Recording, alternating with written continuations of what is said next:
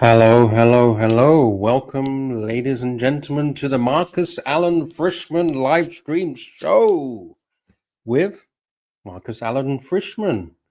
My name is Luxy. How are you? Well, I'm Marcus Allen Frishman, and you're not. I see you're a cat today. Yes.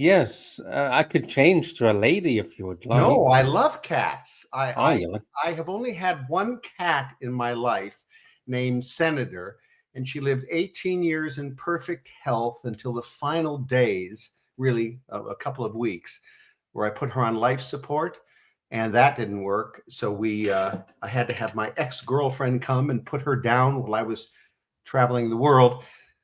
It was quite a terrible day, but the cat was fabulous. Eight, Her name 18 years is a long life, right, for a cat? Long life in two different homes of mine. Got her as a little tiny cat. Never thought I would own a cat, but a coworker said, "Marcus, you're a cat man." And I said, "No, I'm a dog man." And I have a dog that may not like this cat, but it worked out beautifully. You know what's interesting about that? I was always a dog man myself. I was never into cats. I always thought, hey, if I ever have a pet, I'll have a dog. And the cat that I do have a cat. It was a cat that was abandoned on in front of my friend's restaurant, and it was a little kitten about 3 weeks old. And I said, "Hey, I'll take that cat." And yeah, the Something rest is very history. special about cats. My cat, because he was around my dog since almost birth, he acted like a dog. He had many dog care. He would come when you'd call him. That's a dog characteristic, you know. Um, Yes. there were so many traits that mimicked my dog. But I've always had one dog. I think I'm up to 5 dogs. I'm not old enough to have 6. One at a time with some overlap of a cat. It's funny you say about the dog traits because my cat also has a lot of dog traits. If I call my cat, it will come to me. It likes to bring its toys to me for me to Right. throw the toys so I can play fetch and catch and stuff like that.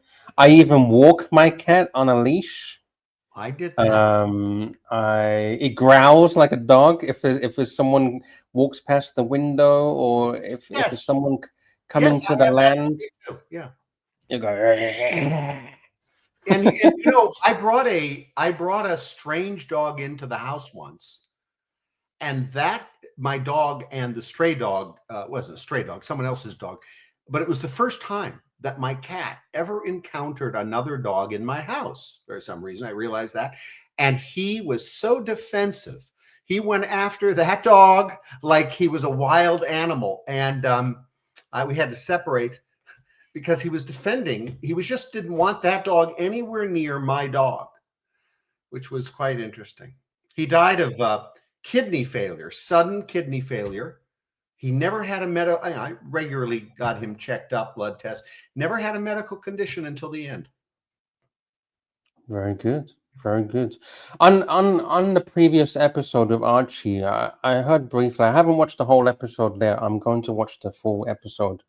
I heard you briefly talking about being classy, and I've seen your persona. It's very classy, gentlemanly. Your voice is very really classy. The way you uphold yourself is very classy. Um, Myself, I was taught to be classy. My grandmother, that has just recently passed away, she taught me how to be classy, how to act in public, how to talk properly, um, all of these things. And I think every man or every boy, as he grows up to become a man, needs to learn Mm-hmm. how to act properly and how to be a classy gentleman, how to be a gentleman. Sure, And sure. I think that's missing in today's society. It's totally missing. I have my original copy downstairs of Charlotte Ford's Book of Etiquette. I think it's the best one. And it's called Charlotte Ford's. Maybe I should bring it up. It's on my coffee table, but it's in great condition. I've had it since college. It was gifted to me. Now, I'm not saying people should follow the book of etiquette. When you read it, you'll see how outdated it is, how non-applicable. But I'll tell you what it makes you do in today's age. It makes you think, is this the proper way to be, act, interact? Now, I can be as rude as anyone else.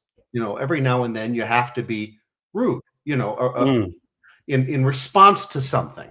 But rudeness has overtaken our society. We are now rude in common interactions. I remember during the COVID pandemic going out and watching people and seeing how they're dealing with others. And it was just, at least in Los Angeles, in my very large city, it was a terrible sight to see everyone angry at each other. My mother said to me, and she was great influence on me with concepts, simple concepts. She said, Marcus, be demanding. Try to get what you need and what you want from strangers, from people you know. Expect things.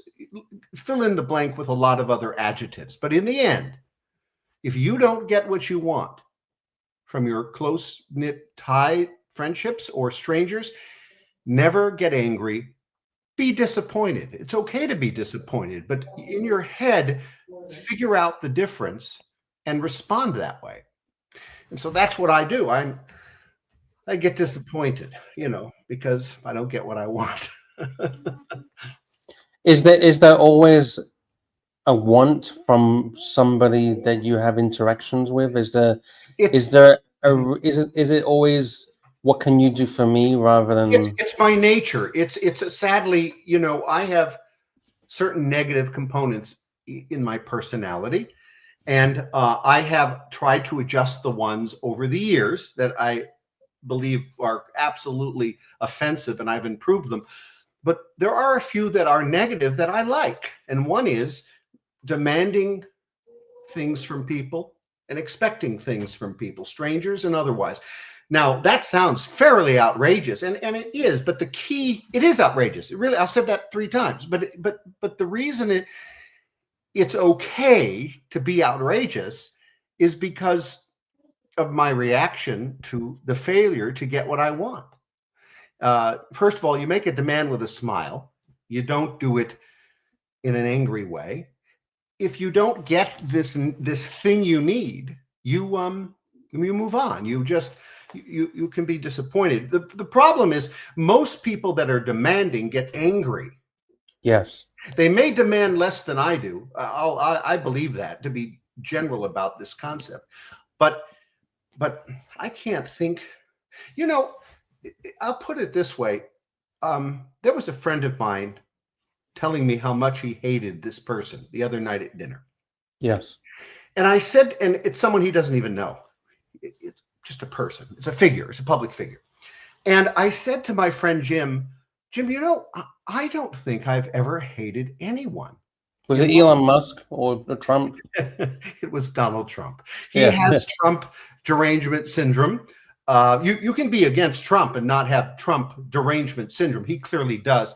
He was the former chief of staff of the California governor. He's my associate in political partnership and clients. We have been friends for years, but he really hates Donald Trump. And he's never hated a political figure that has stood for things Donald Trump stands for. So I understand it's unique, but we're getting off the subject. The point is, he hates someone. And he said to me, I wish he was dead. I mean, that's how much he hates him. Shit. And I thought to myself, even toning that down, I don't think I've hated, and I told him, I don't think I've hated anyone in my life. I've disliked things people have done. There have been some terrible things done to me. But what's the worst thing someone's ever done to you? Well, or one of the as an adult, rather than the childhood stuff, it's somewhat political. Actually, I'm integrated in politics because I was a career political appointee, having served in many positions. I have never, but one time, been actually elected to anything. But so that's just a little snapshot of the context. So one day I decided I was going to run for city council in my local city. It was a low aspiration, and I raised more money than any candidate ever, any of the 6 candidates combined in the race. I also vowed to raise money outside of the neighborhood. So I became a real significant candidate with significant funds. I only put a small amount of my own funds in to start it up. And I became the guy to attack. So they did. They all attacked me, all 9 candidates. I remember going to a debate, and the question was, I'll get to your question. I'm just giving you the context. I remember the question in this debate was, why wouldn't the other candidates be qualified to be mayor, and why are you more qualified? I took that time of, maybe this is why I lost, but it goes to my nature. I took the time of that debate that almost 12,000 people watched in a neighborhood of about 20,000. And I said, the premise of the question is wrong. Every one of these people, and I went through every candidate one by one, saying why they would be a good mayor. I found something good to say about each one of the 9 candidates. Privately, 2 of them really were fabulous people, became lifelong friends. And I went through this presentation, and then I said, but I would be better. And I spent very little time explaining why I'd be better. In the end, I was treated very badly by 3 of the group of candidates who teamed up, and they did they got the newspaper, the local throwaway in that neighborhood, to do a story about me, claiming that I was a felon. I was a convicted car thief. So was this fake news? Yeah, it was before we talked about fake news. So it's a local paper, and it's a throwaway. It goes into the various local neighborhoods surrounding Los Angeles, small little neighborhoods. If this was not true, couldn't you have sued them?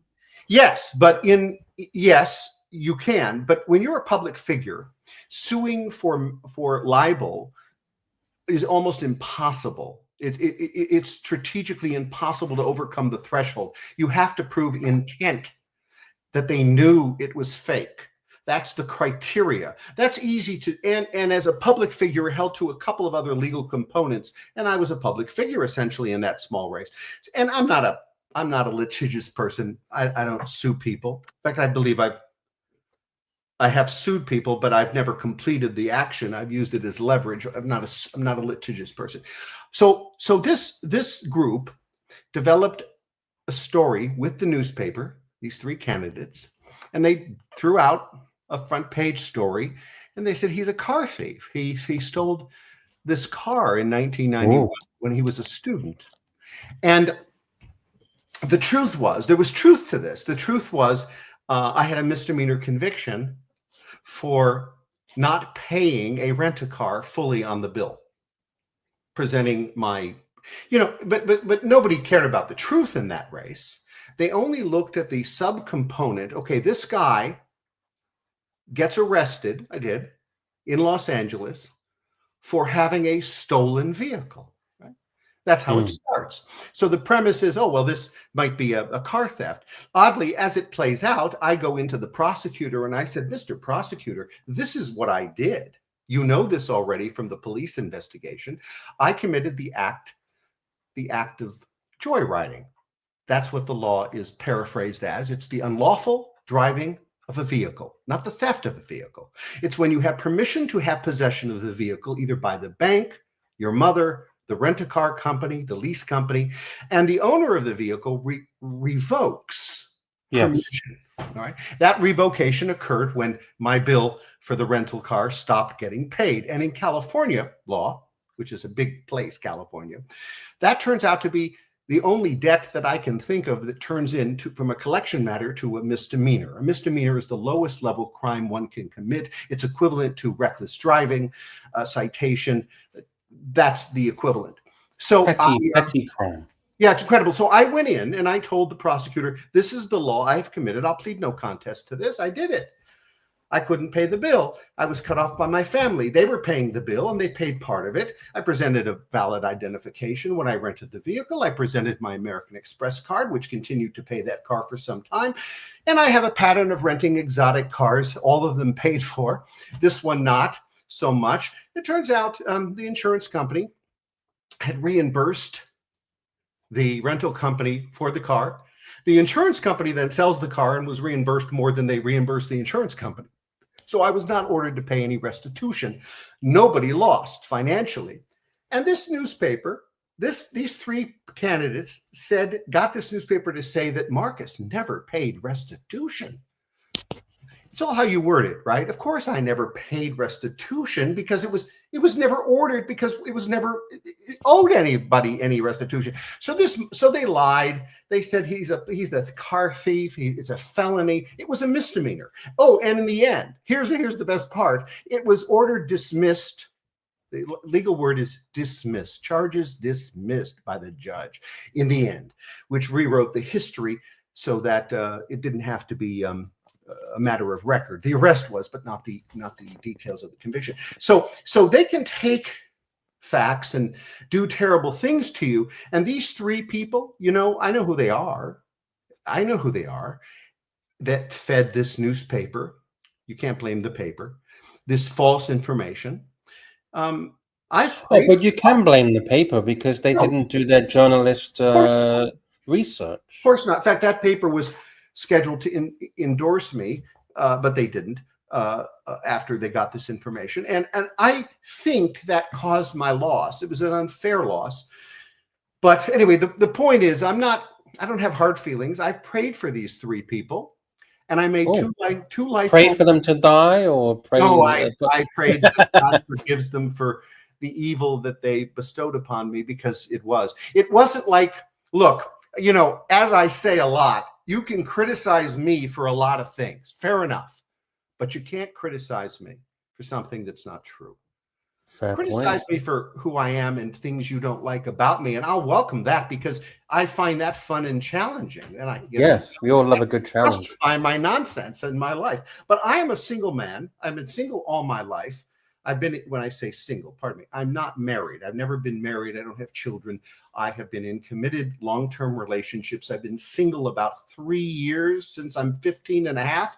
So I've had good, loving relationships, but I believe I have set my life. I'm set in my ways, and that's just who I am. So when you get into my category of lifestyle, you have certain proclivities that people don't appreciate. Let's just put it that way. I just need to say a big thank you to Marcus Mandel, €2, a super chat from Marcus. Thank you. He says, the Lux Valuation Trust. Hey, thank you, Marcus. I appreciate the Lux Valuation Trust. It's on the screen if you can't see it. I see it. Yeah. I see it. And Marcus has a lovely name. I remember thinking I wanted to recreate the spelling of my name, and I couldn't decide if I wanted to do Ques, Kus, or Cus. I did that at one point, and I kept it at Cus. And Marcus Mandel says, that's noble, Marcus. Noble and beautiful. Thank you, Mandel. He's a good man, that Mandel. He is. I would like to know something, Mr. Lux. I don't ask questions here. This is an odd place to be where I get to tell stories. And yes, I am curious. Mr. Archie is missing. Suddenly, I'm receiving a message that Mr. Lux, the fabulous Mr. Lux, is going to take over.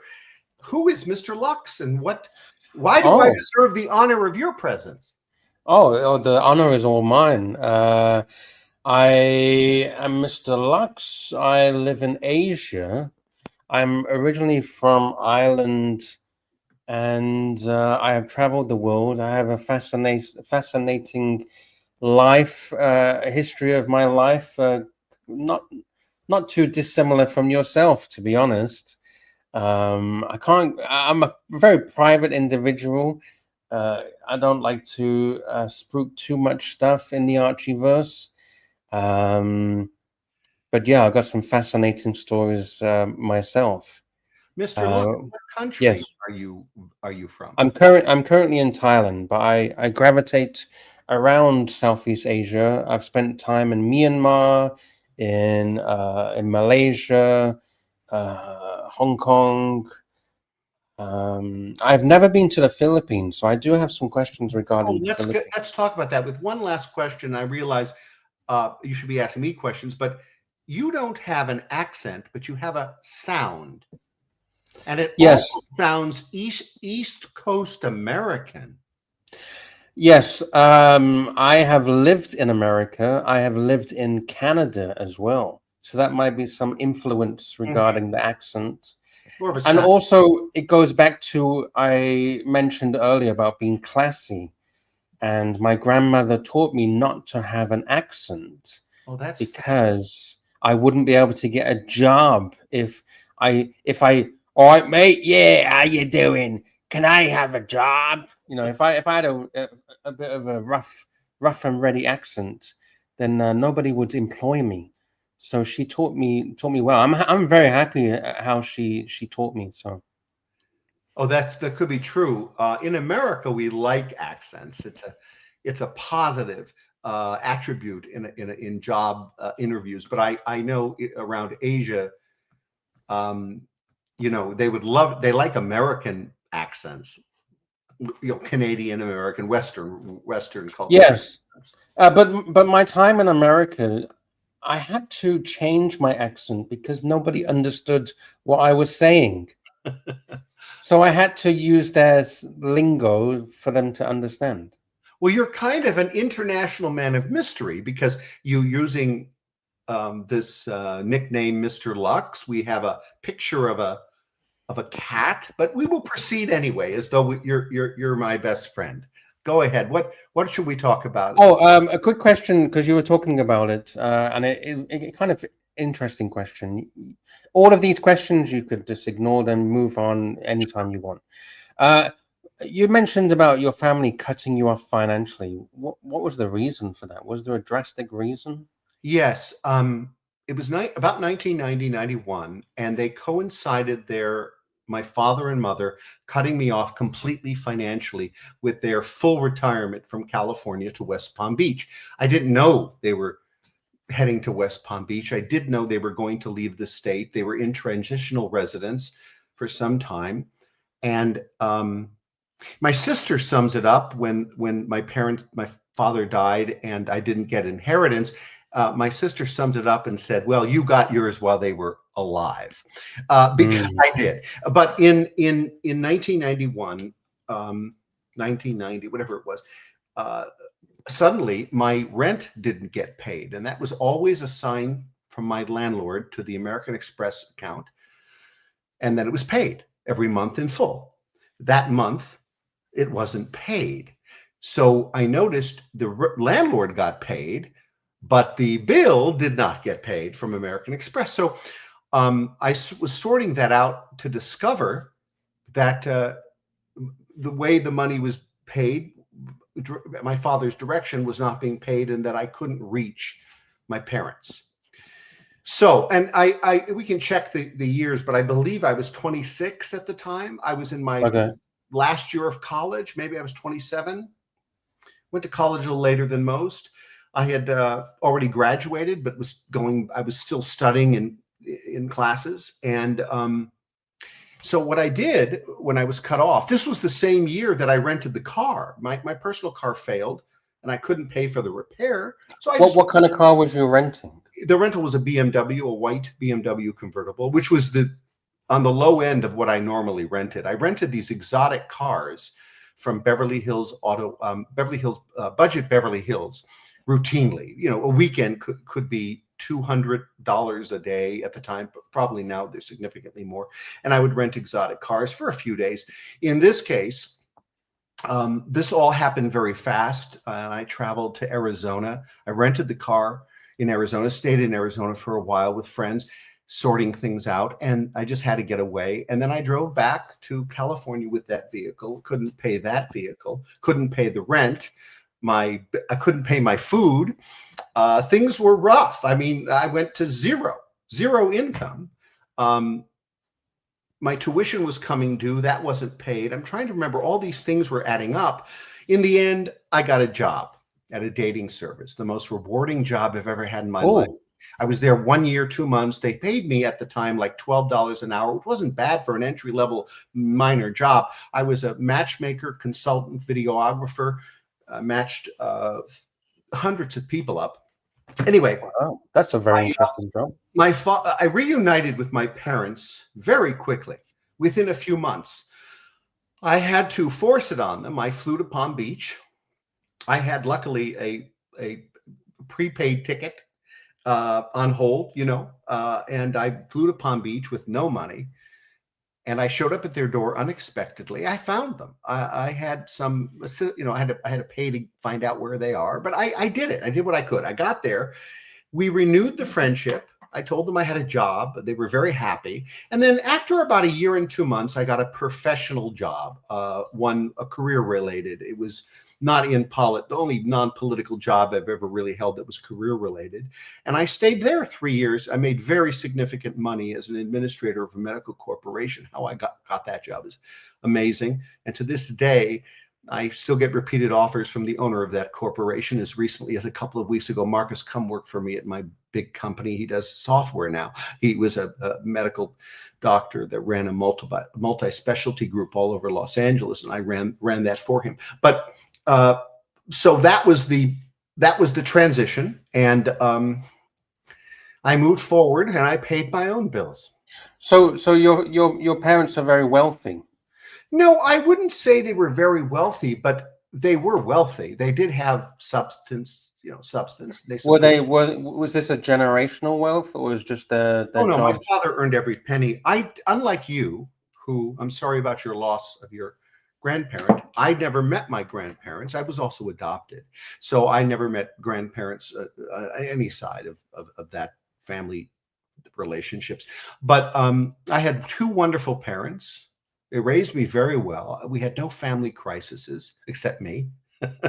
And it's okay when you're the family crisis, because then you don't get raised with trauma. I had no traumas. And my mother called it tough love. And she said, we did this to get you off the payroll. Off the teat. Get you off the teat. Yes, and they did. They did. I was traveling around the country and the world, and I remember the last straw. This was the last straw. I had graduated. I had enrolled in some graduate school classes at USC, and I went to my mother and I said, "Look, I want to go to Oxford." I got into Oxford, and I got into the University of Pittsburgh's cruise ship, and I said, "I want to go on the cruise." It was a summer cruise ship. Summer program semester. I want to do that. And then I want to get to Oxford in the fall and study. Well, having been already to Yale, Harvard, Pepperdine University, Moore Park Community College, the University of Southern California, over 5.5 years, my parents said, we think it's enough. And you already pursued 2 degrees. Let's cut it out. And I said, no, I want to go to University of Pittsburgh cruise ship. And I want to go to Oxford. I got in for the following semester. And they wouldn't let me. And that was simultaneously with their travel to Palm Beach in a flurry. And it was quite an experience, but boy, did I learn a lot. Regarding something you mentioned earlier, regarding transactional relationships, friendships, may I ask, what is the real agenda behind your public appearance in the Archieverse? Are you setting the stage for something bigger? Well, I think I already did something bigger. This is originally I was suddenly famous on TikTok, very suddenly, and big, 4 million viewers. And monetized it was monetized in about 16 weeks. And then I was off TikTok in 18 weeks. That's a story in itself. But the point is, I was bigger than Dr. Phil, who I noticed only had 2 million followers at the time. He was new to TikTok. I'm sure he's exceeded my level, but that is a very high level. That's more, in fact, TikTok said in the last they call it what do they call it? An analytic. In the last Yes. analytic, they had a narrative, not just a list of numbers. And it said, you're more popular on TikTok in 16 weeks. I don't believe I saw the 18-week one. 16 weeks, more popular on TikTok in 16 weeks than 187% of anyone ever. Now, that within that period of time. And when I was on TikTok for 3 weeks, I got the same thing, because normally you wouldn't get analytics that quickly. You're more popular. I was 52% more popular on TikTok within that short period of time than anyone on TikTok. And I was rising fast. I was also under attack. I had to leave TikTok.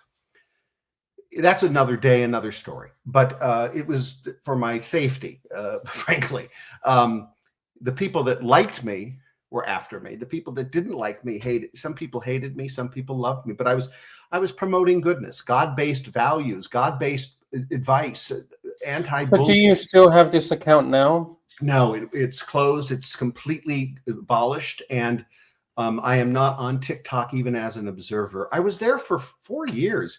I loaded 5 dog videos just to, open it. So how do we prove what you're saying is true?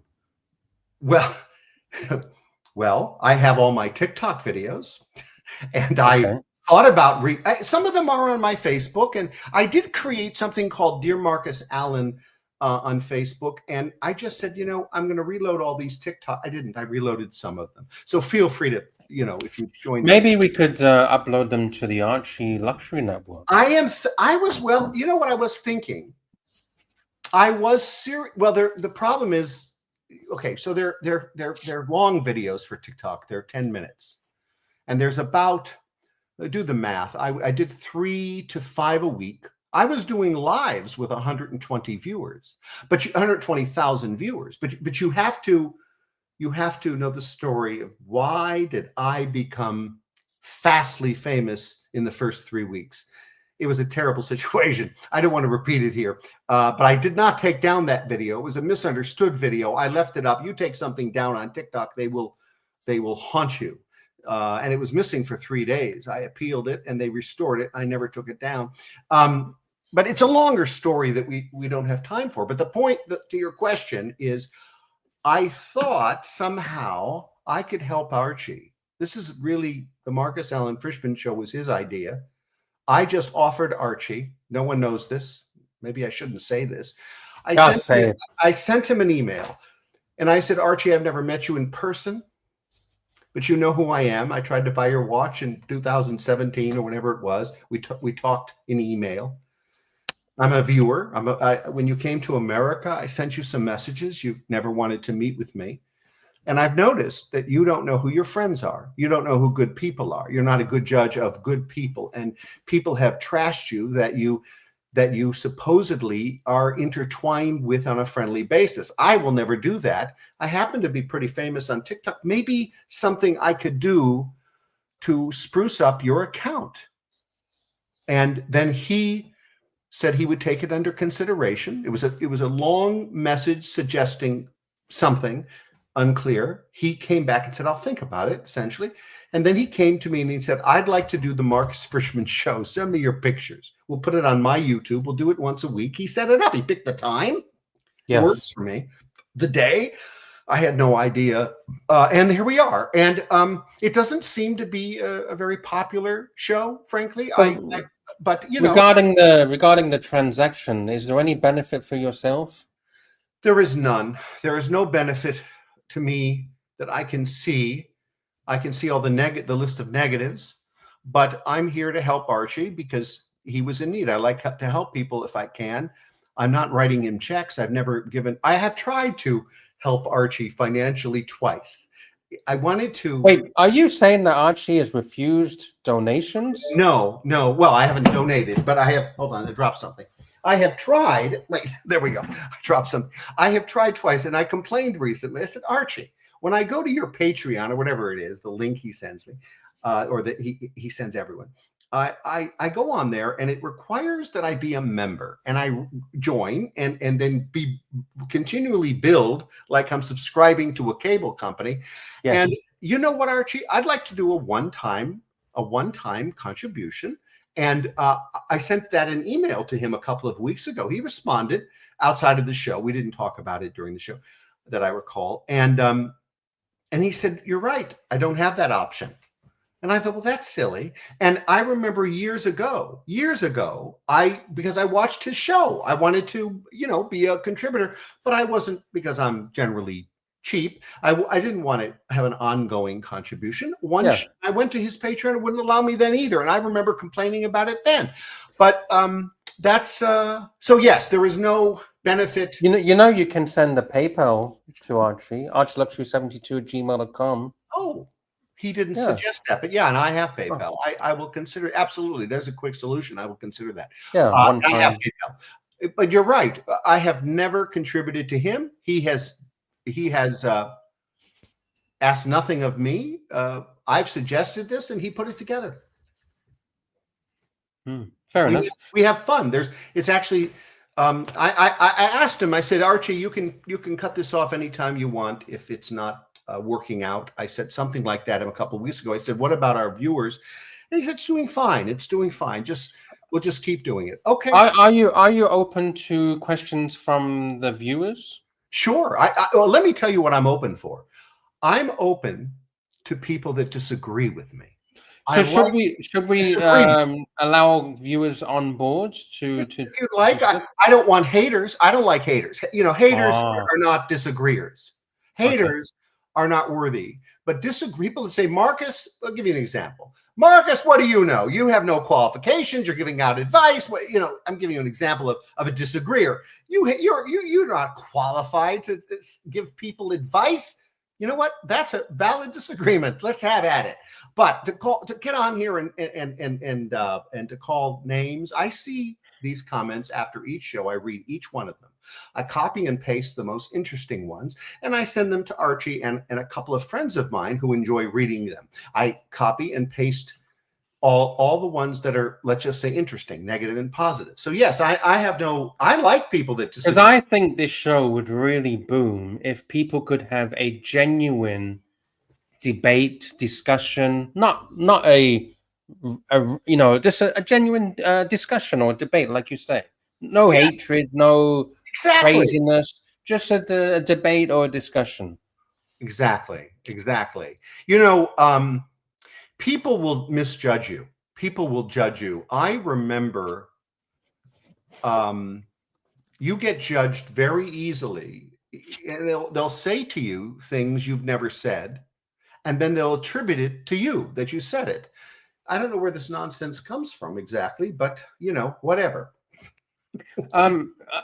Regarding the Philippines, yes, I've never been to the Philippines. Is it safe? Because I've heard it's not safe. The Philippines is not safe when you in the immediate vicinity outside of Manila. We're talking about foreigners now, not Filipinos. For Filipinos, crime is high in Manila. Greater Manila is about 30 million people. It's a very large population in what is a fairly small size city. Then there is Greater Manila, the provinces that surround Manila. I could list them all. It would take me a minute, but the point is, those provinces are dangerous. There were, last I checked, the Philippines averages about 200 kidnappings a year. Oh, now, when you get kidnapped in the Philippines, only one that I can recall. I looked at this. I watched this. I saw one in all these years in Manila. A Chinaman. It was his second kidnapping, and I call him a Chinaman, but he's Chinese. Pardon me. And he was kidnapped. But there were 200 kidnappings outside of Manila a year. Some are in the deep South Philippines. Some are in the immediate provinces. But Manila is safe for foreigners. Very safe.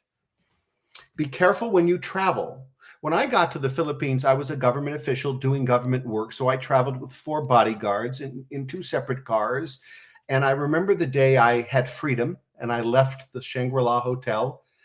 And my team was just furious. "What have you done?" I said, "I got into a taxi and I'm free at last," to quote a wonderful American. Do you have any pictures of this? I would love to see. I have pictures of what? The Philippines? I mean, you say you had bodyguards. Did you not take a picture of your bodyguards or anything like Yeah, that? I have pictures of all of that stuff. I mean, I was in the Philippines from 2023. I had to go to the Philippines to be honored by the Philippine government for something that I did inadvertently in California that helped the Philippine economy. California, as you know, the fourth largest economy of the world. People don't know that.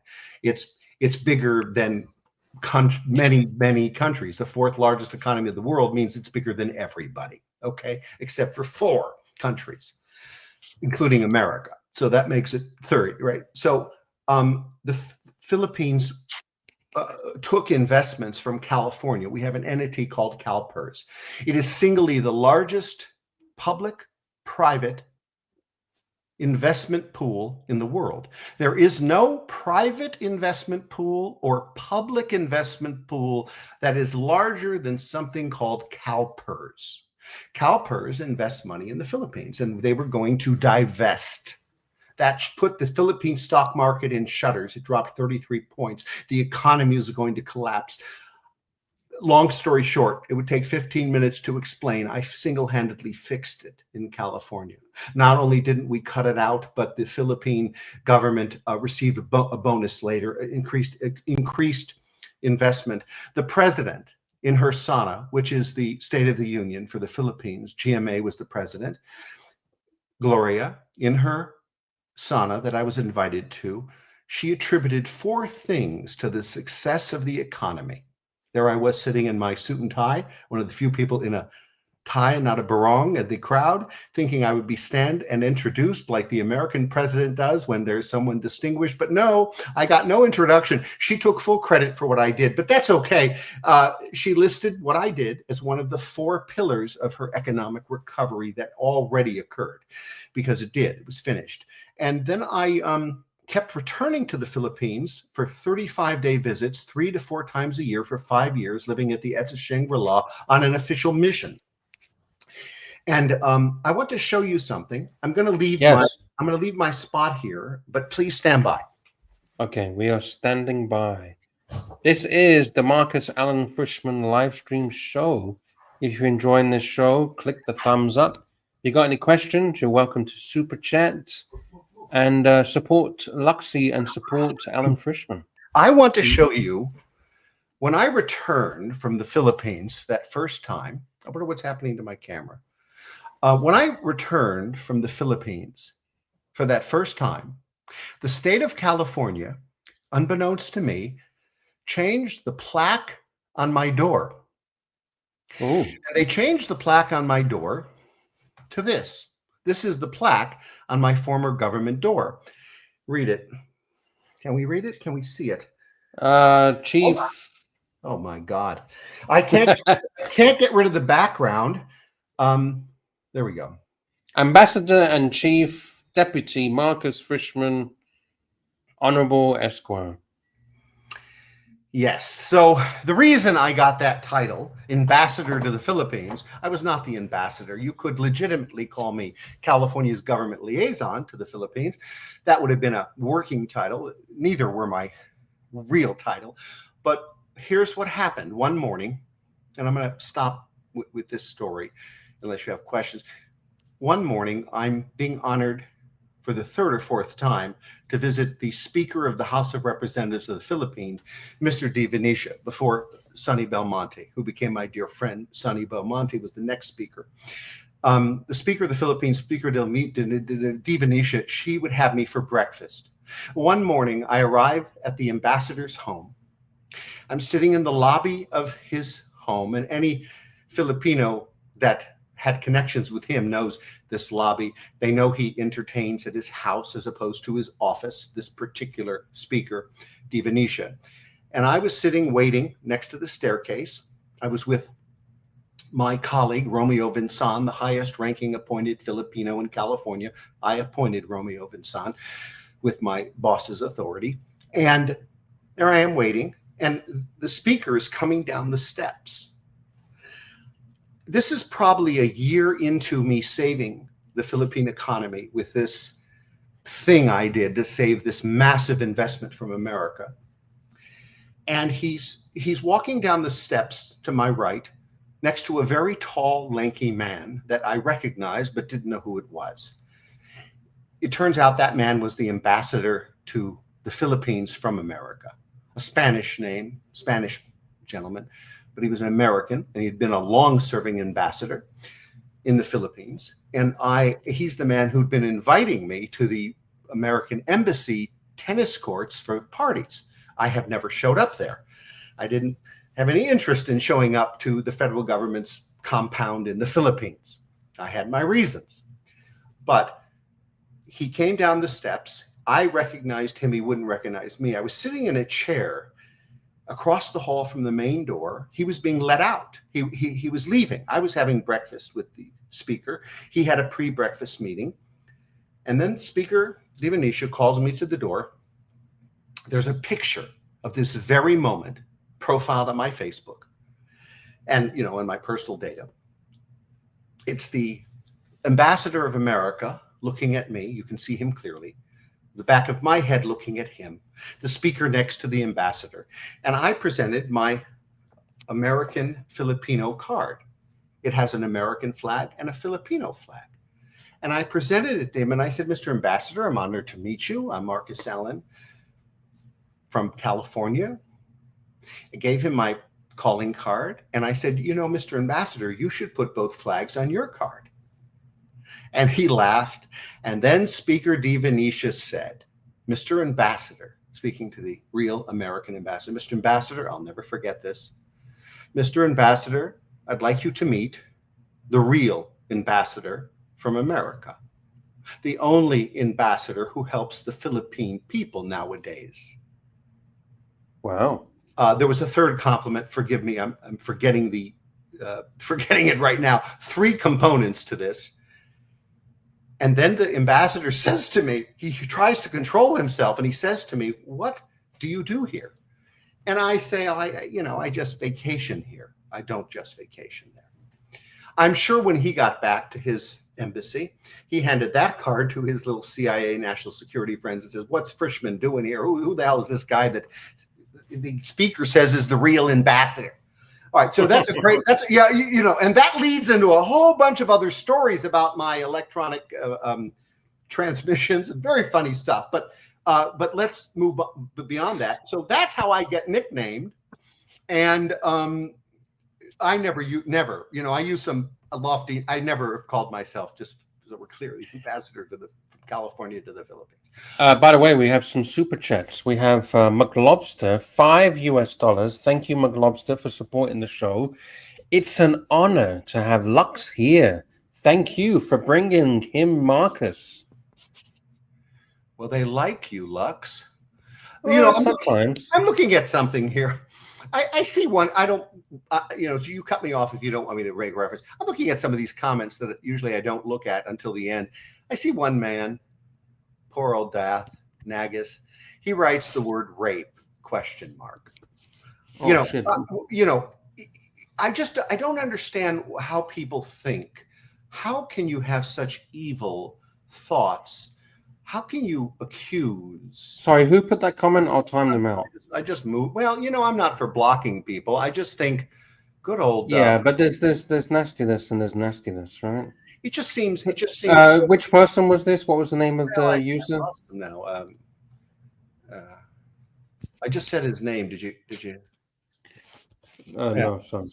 It's all very random. But he puts the one word. Oh, we'll find it in a minute. Here's one I like. Gildan, math is the next Kardashian. They ruined my neighborhood. I grew up in Calabasas, middle school, high school, before middle school, college. I would go back home on weekends. That was my neighborhood. That's where the only place I've known them to ever live. And they really ruined the neighborhood. I had to get out. But let's find our nasty friend. Where the hell is he? I can't find it. I don't see it now. There are a lot of comments here. It's okay to disagree. I welcome that. I find disagreement to be interesting. Yeah, but there's disagreement and then there's complete nonsense. The reason disagreement is good is sometimes you get enlightened by other people and you change your mind, you evolve. Yes. Also, you can push back and say, no, you're utterly wrong, or maybe you're both right. It just terribly. Thank you, McLobster, for the support. I really appreciate that. It's really nice. We got more support from Pickled Pickle, £2 British. Can we see your pens, Marcus? Do you have a pen I collection? have a few here. You know, it's getting dark in this room. I have a few here. Hold on. Let me just. All right. So I have my favorite pen. This pen is a Visconti. Ooh. It is made from the ash of a volcano. Wow. The metal is bronze, solid. It is a fountain pen, and I have a ballpoint to match, and it is one of my favorites. It is called Homo. You know, people always correct me on here when I get it wrong. I believe it's called Homo sapien, and it has this lovely gear connection. I don't know if you can see it, but you put it in and you turn it, and it just gears closed. Yes. And the lovely matching, I think that's about $1,000. The lovely matching ballpoint, I think this is $300 or $400. I can't remember. This is the most magnificent writer. Of course, it depends what's in the ink, and I believe I put something special in there. It may be Parker Reserve. Yeah. So it's a great little pen. I have a lot of pens. I have this is one of my best writers. This is a oh my goodness, what the hell's the name of it? It's you know, I'm not like Archie. I forget. Look, I have 1,000 pens. I think I'm exaggerating. I have a couple hundred. I can't remember them all. What's your favorite go-to pen that you use on a daily basis? On a daily, you know, I'm not sure I have. I'd say you're to find this strange. I guess the pen I use mostly, it's not in front of me now, is a cross, a traditional cross pen. I've forgotten already. What do they call it? The city cross, the city pen. It's the slim, narrow, comes in gold, silver. It's about $35. I have a lot of pens here, actually. The art of writing is getting lost. It really is getting lost. Oh yeah, you have to also get the correct paper or these fountain pens. Now I get pens from Independence. Tactile Turn. God, I hope I'm not misnaming this brand. I have one in purple, one in red, one in orange. They're custom made. I think it's a beautiful pen. You can order them with different metals. I have to order the clip separately because I like clips. I clip all my pens. I believe you wear a pen. You don't put it in your pocket. So I put my pens always on my shirt. That's how I roll. You know, Parker, these Parkers are, this is not a Parker. It looks like one though, doesn't it? It's a lookalike. Anyway, enough with pens. What about these? You had some questions about the Philippines or something. I do. Before we get to that, we have another super chat. We got lots of super chats today. Mental Jock, 18 Arab Emirate Durham. Marcus, aka Peter Pan. Can you explain your forever boy thing? Does that excuse you for certain actions as a man in his 50s? Yes, I can, and yes, it does. So I learned a long time ago when I did research. I have a minor in if there was a minor issued by the University of Southern California, I would have had a minor in psychology. They didn't do minors and majors. I read a book and I learned about something called the Peter Pan syndrome. It's puer aeternus is the Latin phrase for forever boy. So I researched it and I thought, gosh, that's me. And I know why. When you're unmarried, when you're single and live alone and have certain initial personality characteristics like me, you grow up not growing up. You grow up with certain things held back in maturity. And that's why I live a different kind of life than most other men that are my contemporaries. I don't know that it's a good or a bad trait. except when you have to interact with others. Okay, so that's who I am. It is a classification of personality characteristic. So when you say some parts lack maturity, what parts? Give me an example of what I'm not is sure. holding you back. I'm not sure it's a lack of maturity, but I would say it's a lack of growth in certain lifestyle issues, developmental issues. I drive around in a fun car. Oh, that's good. I love to drive fun cars. Most men, most of my contemporaries, they'll drive something practical. Yeah, forget Until that. they have their crisis, Family orientated. right? Until they have their crisis, and then they get a car late in life. I was telling someone the other day, I've had 5 Porsches, multiple Porsches, a Triumph convertible, I have all these cars, and I think it's time I buy an adult car. And I think it's, sorry to interrupt you. I think it's more of because they're being controlled by the lady, and the lady they all those men would love to have a fun car, but all the ladies have controlled them and says, no, you're not having that car. We need a people carrier. We need to be able to put the dogs in the back. We need to do this. We need to do that. You're not having that, and the lady stops it. You're right. And you know what? I chew bubble gum. I'm a regular bubble gum chewer. I blow bubbles. All right. I suspect, and I have to get my bazooka from special sources. I have a fresh bag downstairs that wasn't so good. It has the bazooka label, and it looks like chiclets, if you ever know what those are. But the point is, I'm a bubble gum enthusiast. I can go on and on. I'm kind of stuck fashion-wise in the 1980s. I wear topsiders. I still wear T-shirts under all my shirts.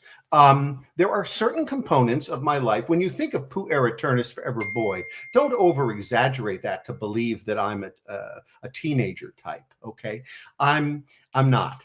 But certainly I haven't developed the maturity of a man my age, and it has to do with lots of things in my life. I listen to a lot of music. I enjoy watching a movie every night. I don't think a lot of people do that. I play with things. I have toys. Are you a do you think before you do anything? Are you spontaneous? You just do? No. You just? I'm not spontaneous. I am a planned, regimented, everything at the same time. Repeat. Very few new things. Something new. Now, this is a big deal for me. I ordered a new cologne from Neiman Marcus. It was risky. I haven't had a new cologne since, in fact, so far back, it would have to go back several decades. So I have my selection of colognes, but I decided, I won't bore you with why, I decided to get this. It's fabulous. So yeah, I don't do things differently. I'm stuck in this time period. Also, I reflect on the past, not the future. I find that's not, yeah. no interest in the future. People think about I've never had goals. Oh shit, that's not good. No, I have accomplished success financially. I've accomplished success in love, not marriage. I've accomplished success in many components in my life, but it's because I've experienced something and I've repeated it. And to respond to your comment, the woman won't let you get the car. That's the problem. You men have married your girlfriends. You don't marry your girlfriend. You marry someone. A girlfriend's often the opposite. Opposites attract. They're a lot of fun and doomed for disaster, whether you've divorced or not. What you marry is a woman that's like you, a mimic, mirror. So you don't change your they say that in general, men marry someone that is very similar to their sister. Their sister? Yes. well, as I like to say, I'm an only child, but I have 2 sisters. By the way, we got super chats. I apologize to Patrick B. We got super chats. $5 to all my friends in the chat. Good night from Texas. Thanks for the show, Luxy. Hey, thank you, Patrick B. Thank you for the support, and have a good night. I hope you're enjoying the show, and wish everything is good in Texas. We love Texas. I've never been, but I'd love to go. I had a girlfriend that I met in college in the East Coast, and then when we left our schools respectively, this was Harvard, Yale, when I was in Yale, and she lived. Her name was Suzanne D'Armand. I think she's a lawyer now. I haven't stayed in touch, and she lived in Dallas, Texas, and I would fly and stay at a place called the mansion on Turtle Creek. I don't know if it's still there, but I would go there until her mother said, "Stop staying there, stay with us." And I did. And she was just a wonderful, wonderful girl. We have another super chat. We got Truth Everlasting, $2. I'm a booty and booby enthusiast. Do you like the booty or the boobies, Marcus? Well, people that are close to me know this answer.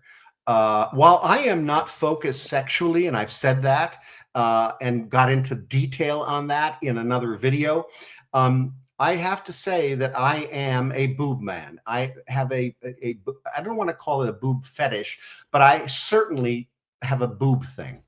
I don't need, let me put it this way. I really don't need sex, but I do need boobs. And I don't know if they should be large or small or any of that nonsense, but there's your answer.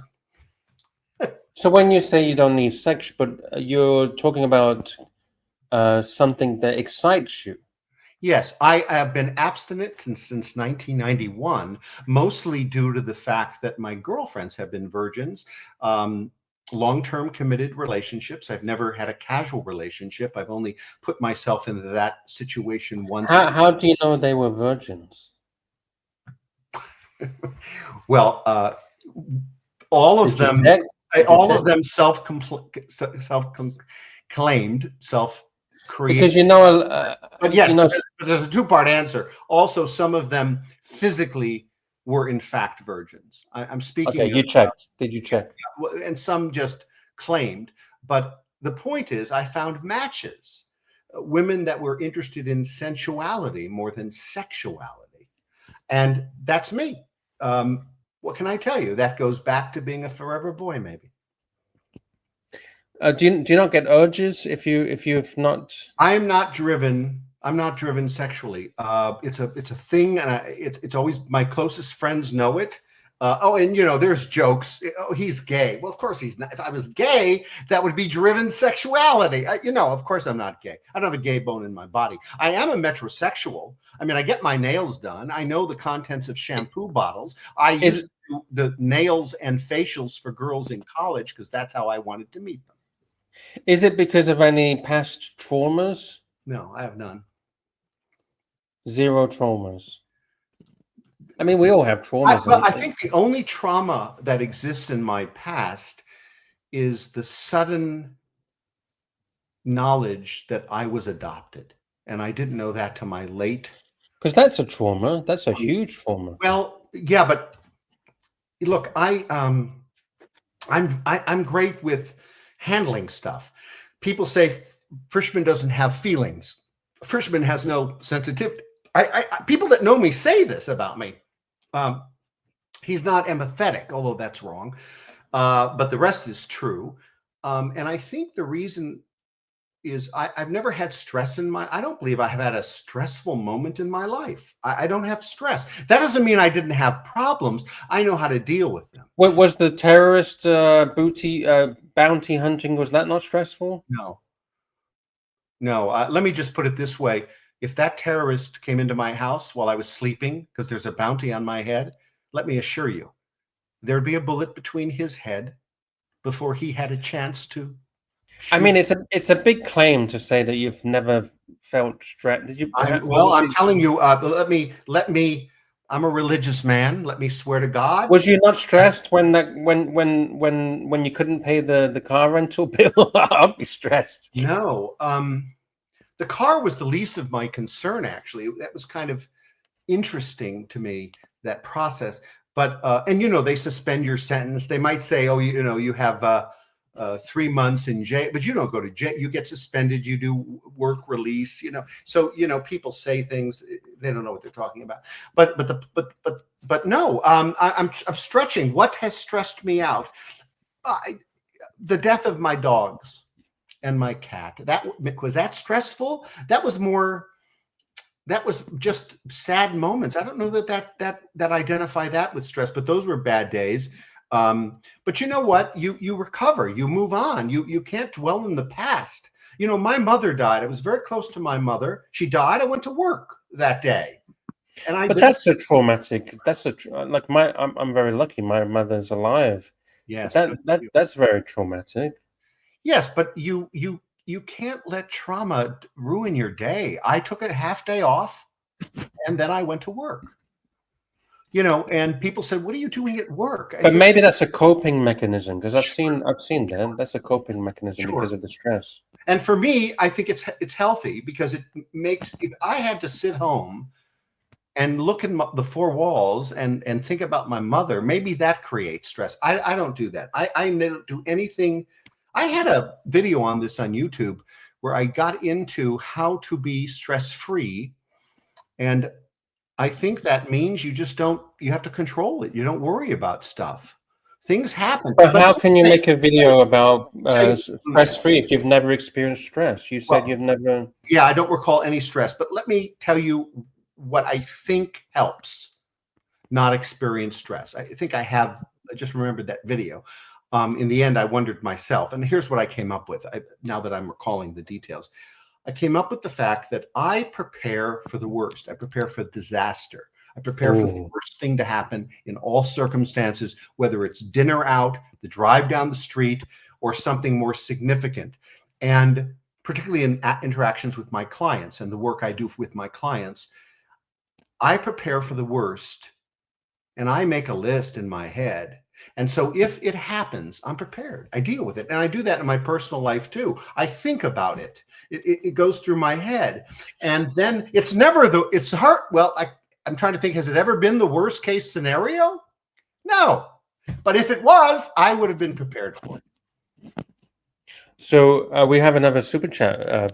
Thank you very kindly to Muck Lobster, $2. This is for the orphans of the Philippines. Hey, we will make sure that Archie sends that $2 to the orphans of the Philippines. There are a lot of orphans in the Philippines. The Philippines has massively amounts of rich people. 4.5% of that country is the 1% of American rich. That's how rich they are. And they're concentrated in the Philippines, in Manila. But the rest of the country, 80% unemployment, and then the unemployed are poor. And then the few that work in the supposed middle class, let's call it, it's not what they call it, they have to share their income with that 80%. So it becomes diminished. It's a terrible economic. Does the Philippines have any commodities? It's an oligarchy. They have commodities, but they don't know how. They can't even make their own rice. They can't even domestically supply enough rice. Because they don't really have the land, right? Because it's just very small islands, right? Well, they have an excuse for everything, but they have great capabilities, but they choose to. I want to be careful here not to criticize the Philippine government, but look, I love Imelda Marcos. She's my dearest friend. I think the president is fabulous. He's the best president ever. I thought that of the previous president as well, not so much the one that honored me. But the fact is the Philippine government is an oligarchy, and they have a slave class. And they it's of the interest of the elites to keep the population poor. But here's something to note. They call themselves, and they self-identify as a third world country. Pull up the list of third world countries, check their national budgets and economic ability, and you'll see they're all pathetic. The Philippines is rich. The Philippine government is massively rich. They have a lot of money in the Philippine government, okay? And they have a lot of investments. And while they don't manage some of that well, and while they have corruption institutionalized, they got money. They aren't a third. They're a third. Let me phrase this. They are a third world country by choice, and that's just terrible because the people there, the majority. Technically, they're a developing country, right? Yes, but they don't want to be developed. I hope the new president will change that. But there's if he does too much like the previous president, the oligarchy, might take care of him. And I'm sorry to say, that's how it operates there. Let's stay away from politics. And when you're referring to the previous president, I don't know too much about politics in the Philippines. Oh, the previous president was Duarte. Is that the guy that did a mass drug shutdown of the cartels? And yes, that was going him. after. Yeah, he's under siege at the World Court. I will point out that the charges against him are isolated to when he was mayor of Davao and when he was enforcing that in his community of Davao, Philippines, not when he was president and actually ordered the assassinations, from what I can tell from reading online the charges, because they have the families in Davao that they're using to testify against him for what they called summarily killing people who were accused of drug dealing.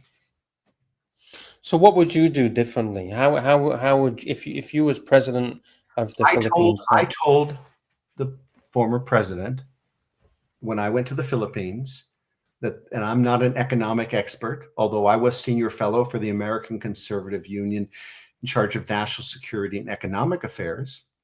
When I was in college, I took that sideline job in Washington, D.C.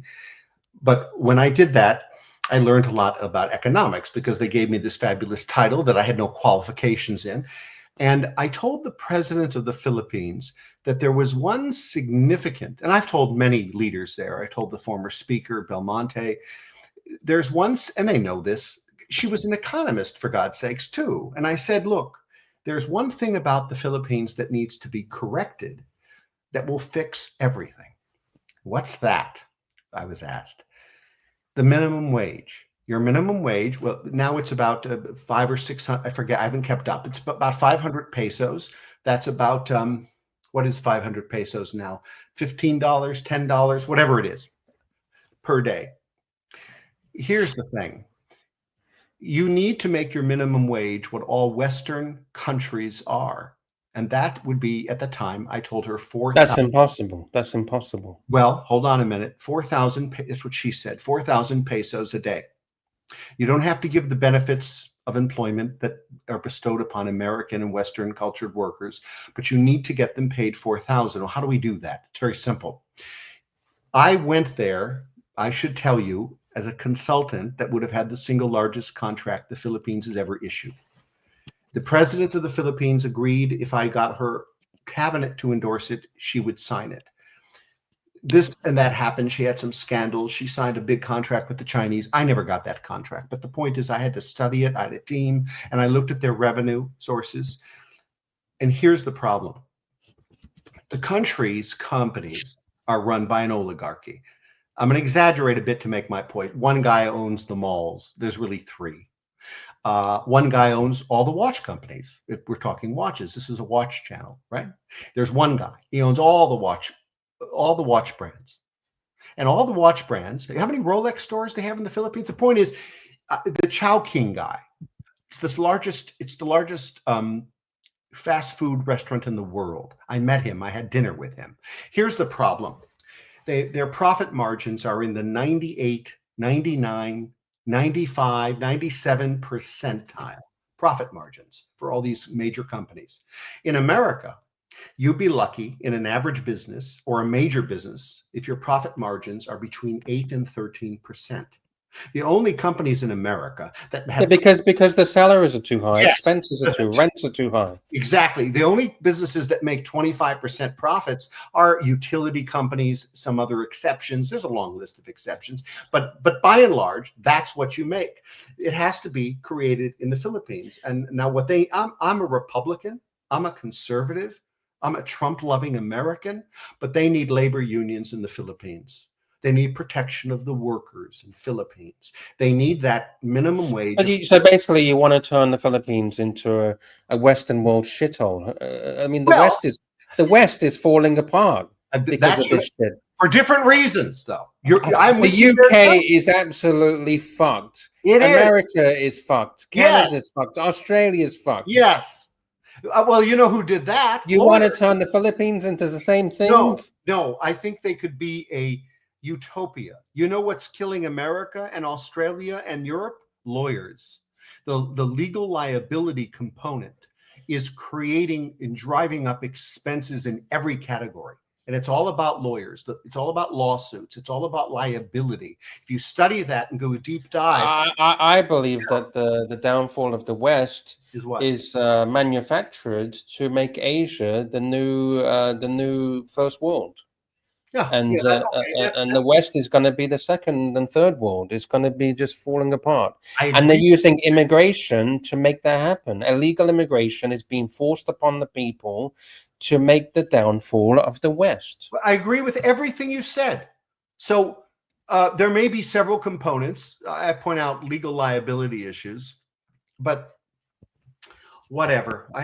There's a super chat. McLobster, $2 US. Marcus, please share your favorite expression in Tagalog. I don't speak. Look, in the Philippines, people ask me, "Don't you speak Tagalog?"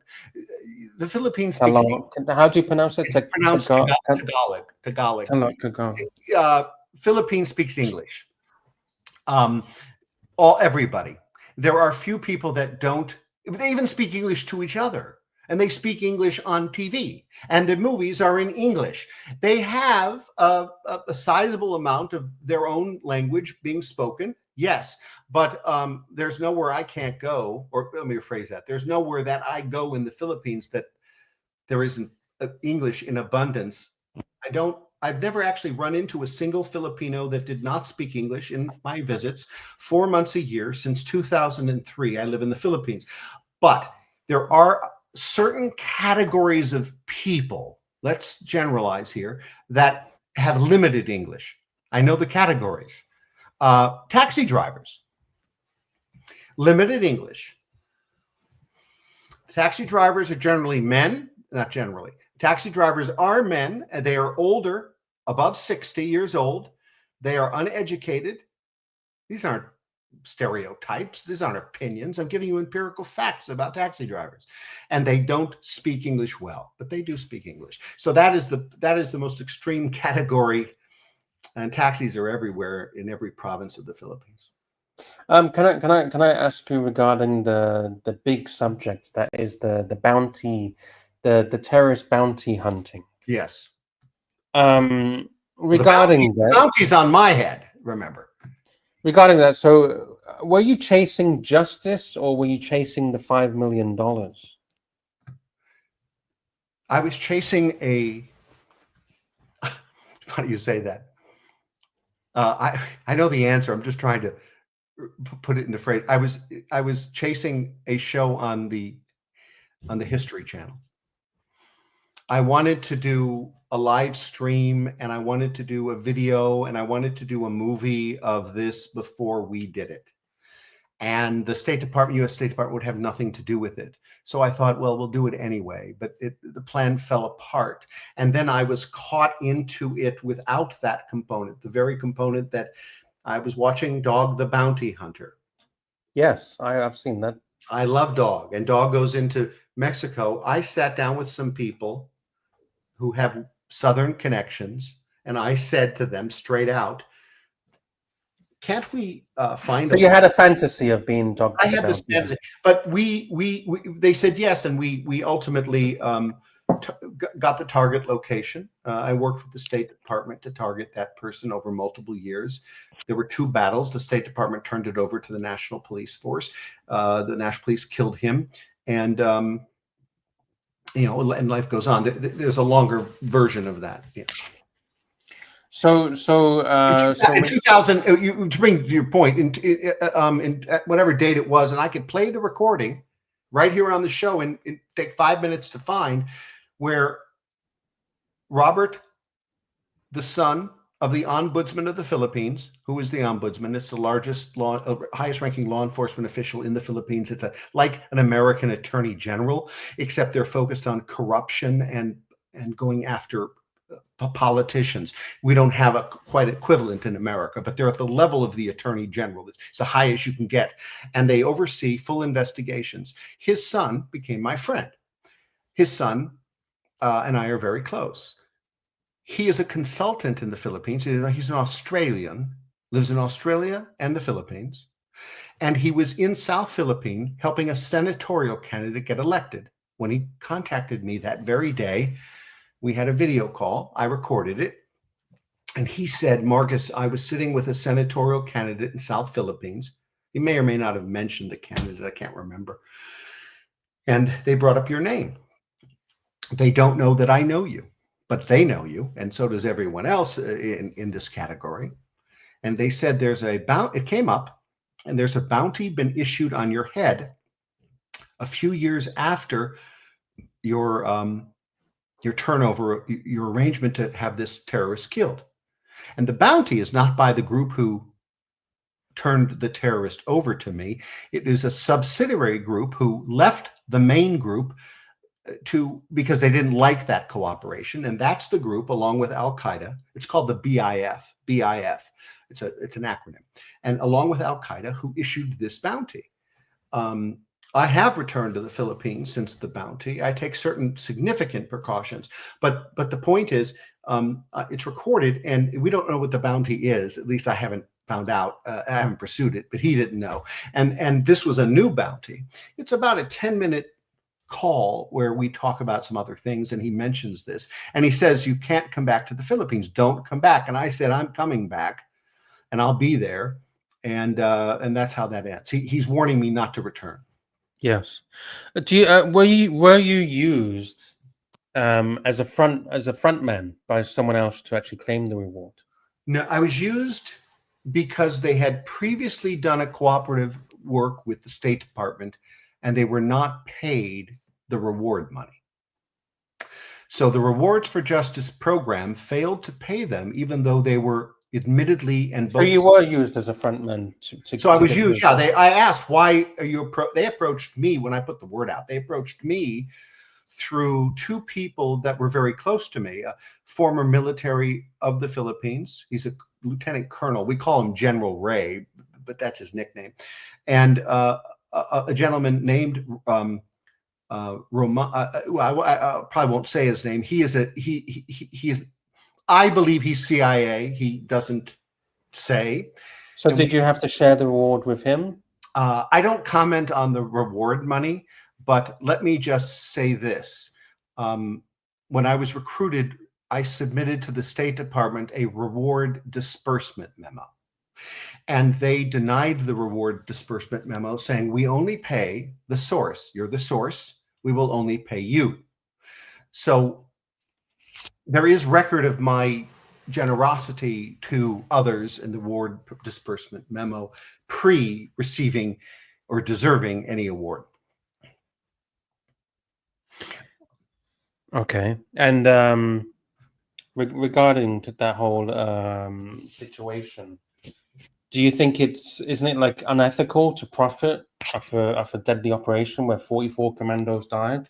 Well, let me go to that. No one had to die. I say politely, Lux, you don't know the full story. If you're prepared to hear it, I'll tell you. But let me just say this. When to answer focused on that question, when I came to the Philippines and I reported to the staff of the Senate and the House and the Speaker, and I told them about the offer that I set up for the terrorists to be turned over without a shot fired. So the plan was the terrorist, his name was Marwan, was to be turned over by those controlling his movements. And they were going to be turned over to anyone that I arranged. It could have been me along with the State Department. The State Department chose to reject my, we had a code name for it. I don't want to get into some of these details, but we code named the plan. It was in writing. And it was presented to the State Department, and they admonished me, you will not do this. We're turning this over to the Philippine Domestic Police. We're going to be assisting them, but they're going to do this project. And by the way, they had 3 battles, 3 battles over several years to get this terrorist at the exact point of location that I indicated. And they lost the first battle, they lost the second battle, the third battle they got him. And then an American took his finger. There were 2 Americans on site. They took his finger and they brought it to the Los Angeles FBI headquarters. And in a few months, they had confirmed it was Marwan. But no one had to die, Lux. That was my complaint. That's what I said. That's why the American State Department has disavowed me somewhat. They've caused me some trouble because when I say caused me some trouble, I can tell you what some of those things are. But the point is, I went to the Philippine government and I said, it didn't have to happen this way. I was the only single source of this particular terrorist location. And I worked consistently with my handlers. And I told them, I can arrange for this terrorist to be turned over because my source controlled his movements. Instead, they did it this way. Terrible. These 44 people were killed. But how do you feel by profiting off the death of those 44 people? Well, I don't feel that I did profit off. I don't think of it like that. Should I? I don't think of it like that. Those people shouldn't have died, and I tried to protect them. And did any of those people that died, did any of their family members get any of that money? No. So they died in the battle and they received zero? No, they didn't receive zero. They received substantial sums of money by 2 sources. The Philippine government provided money. I can't tell you if any of that money came from, I don't know, not that I can't tell you, I don't know if any of that money came from the American State Department. But so how much is this substantial amount of money? I don't know the numbers. And so how do you know it's substantial? Well, because it was listed in the news. It's public record, and they're not listing. If it's public record, how do you not know the number? I don't know the number. I don't know that the number. So you know everything about this story, but you don't know public information. No, I don't know anything about. I know that I met some of these families at a gathering in Manila, Philippines. Their attorney represented them. As an estimate, how would you? I have no clue. If you can, so you know everything about the story, but you don't know how much well, I do know. I know 2 things. I know that they had a equivalent of GoFundMe. I don't know what that was. It wasn't GoFundMe probably, but they were raising money. There was an effort, and there was. Well, a GoFundMe is a public community. No, I use that as an example. I know, but what I mean is, it's a peer-to-peer something along those lines. And then the Philippine government gave them substantial sums, as it was reported, each one of them. So the community, the Philippine people and the community at large funded to help the families to receive this money, not and actually the Philippine government actually gave them an allocation.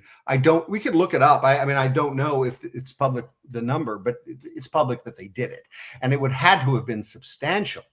The words were substantial, but who knows what that is? I mean, who knows? Did they give them 5 million pesos each? 1 million peso? 50 million pesos? No, but it'd be good to research that. It'd be interesting to know. Right? It is. I would like to know, and I got to tell you, it's terrible what happened because no one should have died.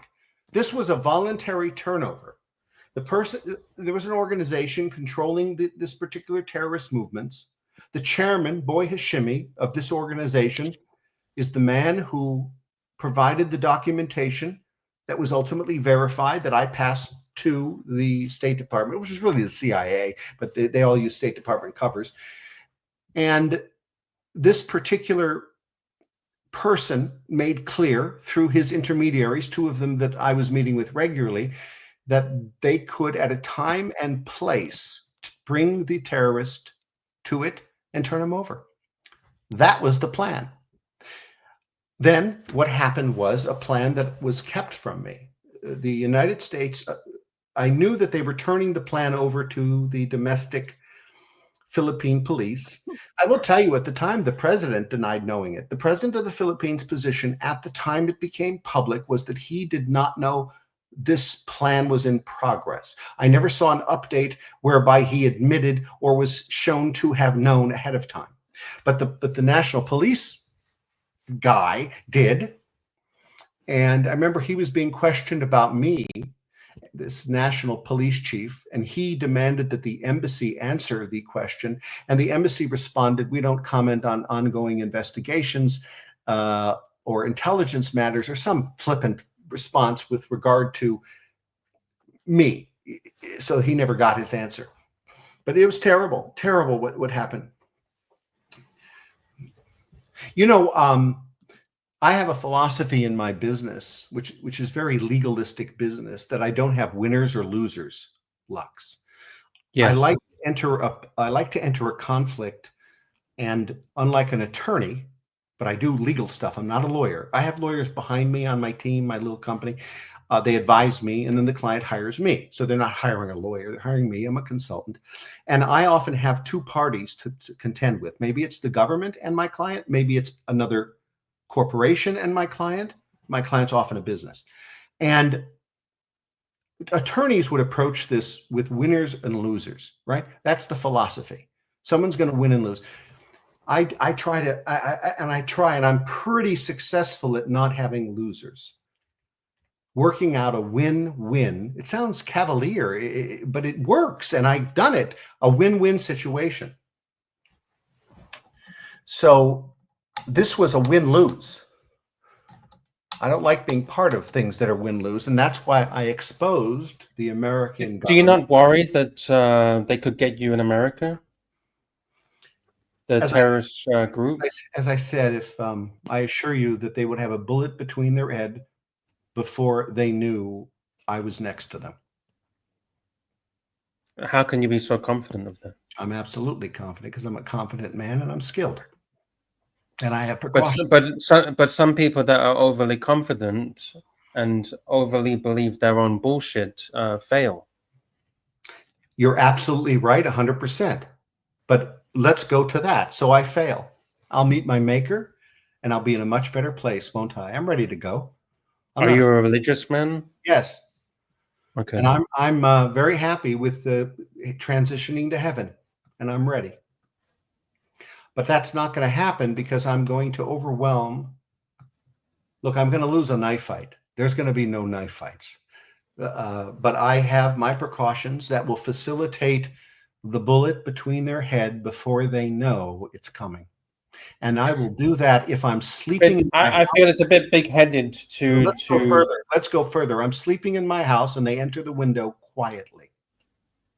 Bullet, their head, not mine. No, but you're presuming that's how it works. I can tell you for a fact because I've been in these situations. That's not how it fucking works. No, they get you. I would tell you how they do it. I would tell you how they would do it. Right, if I was them, this is how I would do it.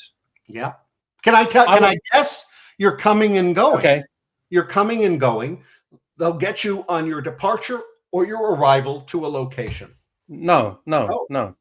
I would knock on your door dressed as the police. Mm-hmm. You think I am the police. I enter your home. Once I'm in your home, you think I'm the police. That's right? not going to happen. It's not going to happen. How? If the police knocked on your door right now, and they had a plausible reason to enter your property from the story they've conjured up, then now they're in your property. Oh, but well, let's be clear. They are not the police. Well, there are certain things. They tie you to a chair. They put a bag over your head. They drill holes in your fucking kneecaps and make you fucking talk. Well, I have nothing to offer. I mean, what would they? I think they want me dead. They don't want. Yes, but it's for their own gratification to see you squirm. Very good point. Very good point. I have significant precautions that. Maybe they want that $5 million back. $5 million. Oh, they want the money back. They want their money back. You think that's their money? I mean, they want a percentage of what you got. Maybe they want some of that money. Well, that's negotiable. That's all reasonable negotiation. So if they did that, would you say, okay? Oh yeah, I'm a bit. We wouldn't need drilling before the nails. We could work that out. But we're talking about a straight out kill. I thought. Okay, so we're talking about their valid complaint that they need a little cash. I'm a reasonable man. Send me an email. How much do you have left Not out from of the 5 not from million? Nigeria. How much do you have left out of the 5 million? And I say that kind of jokingly, but I do mean it. And when I make examples, I use exaggerated points to make my point. But yeah, that no one's going to be able to get into. I have some very simple lifestyle issues that. Can I give you some advice? Just a Yeah, little bit of advice. yeah. Whatever you do, do not turn off the background filter on your camera. Oh, interesting. I can't. This No, is no, no. on, I'm telling you, do not. I'm it's giving not you on, some it's not on friend. my choice, Lux. It's actually no background. There's Okay, an okay. But I'm anomaly. saying that's good. That's good. But what I'm saying is that's good. That's saving your life right now. Yeah. Because I can tell you categorically, I can't even say the word, categorically, that if you remove that filter, or if it was for some reason removed, I could find your location within 60 seconds. My location is not hidden. I don't hide, Lux. My location is very easily found. I told you I'm prepared for the visitor. And I'm Okay, so if the I don't police hide. People, you could go to my Facebook. You find the number my phone number that I've had since 1991. You will find the only email I use since 1993. Actually, I got it in 93, didn't use it till I had the computer in 94, 95. And reason I say this is because I'm not a man that's hidden. People that hide sometimes are questionable and are hiding for a reason. I don't hide, and I'm highly exposed, and I'm ready. But some people that expose themselves too much are also questionable. Well, I don't know about that because I fit that category.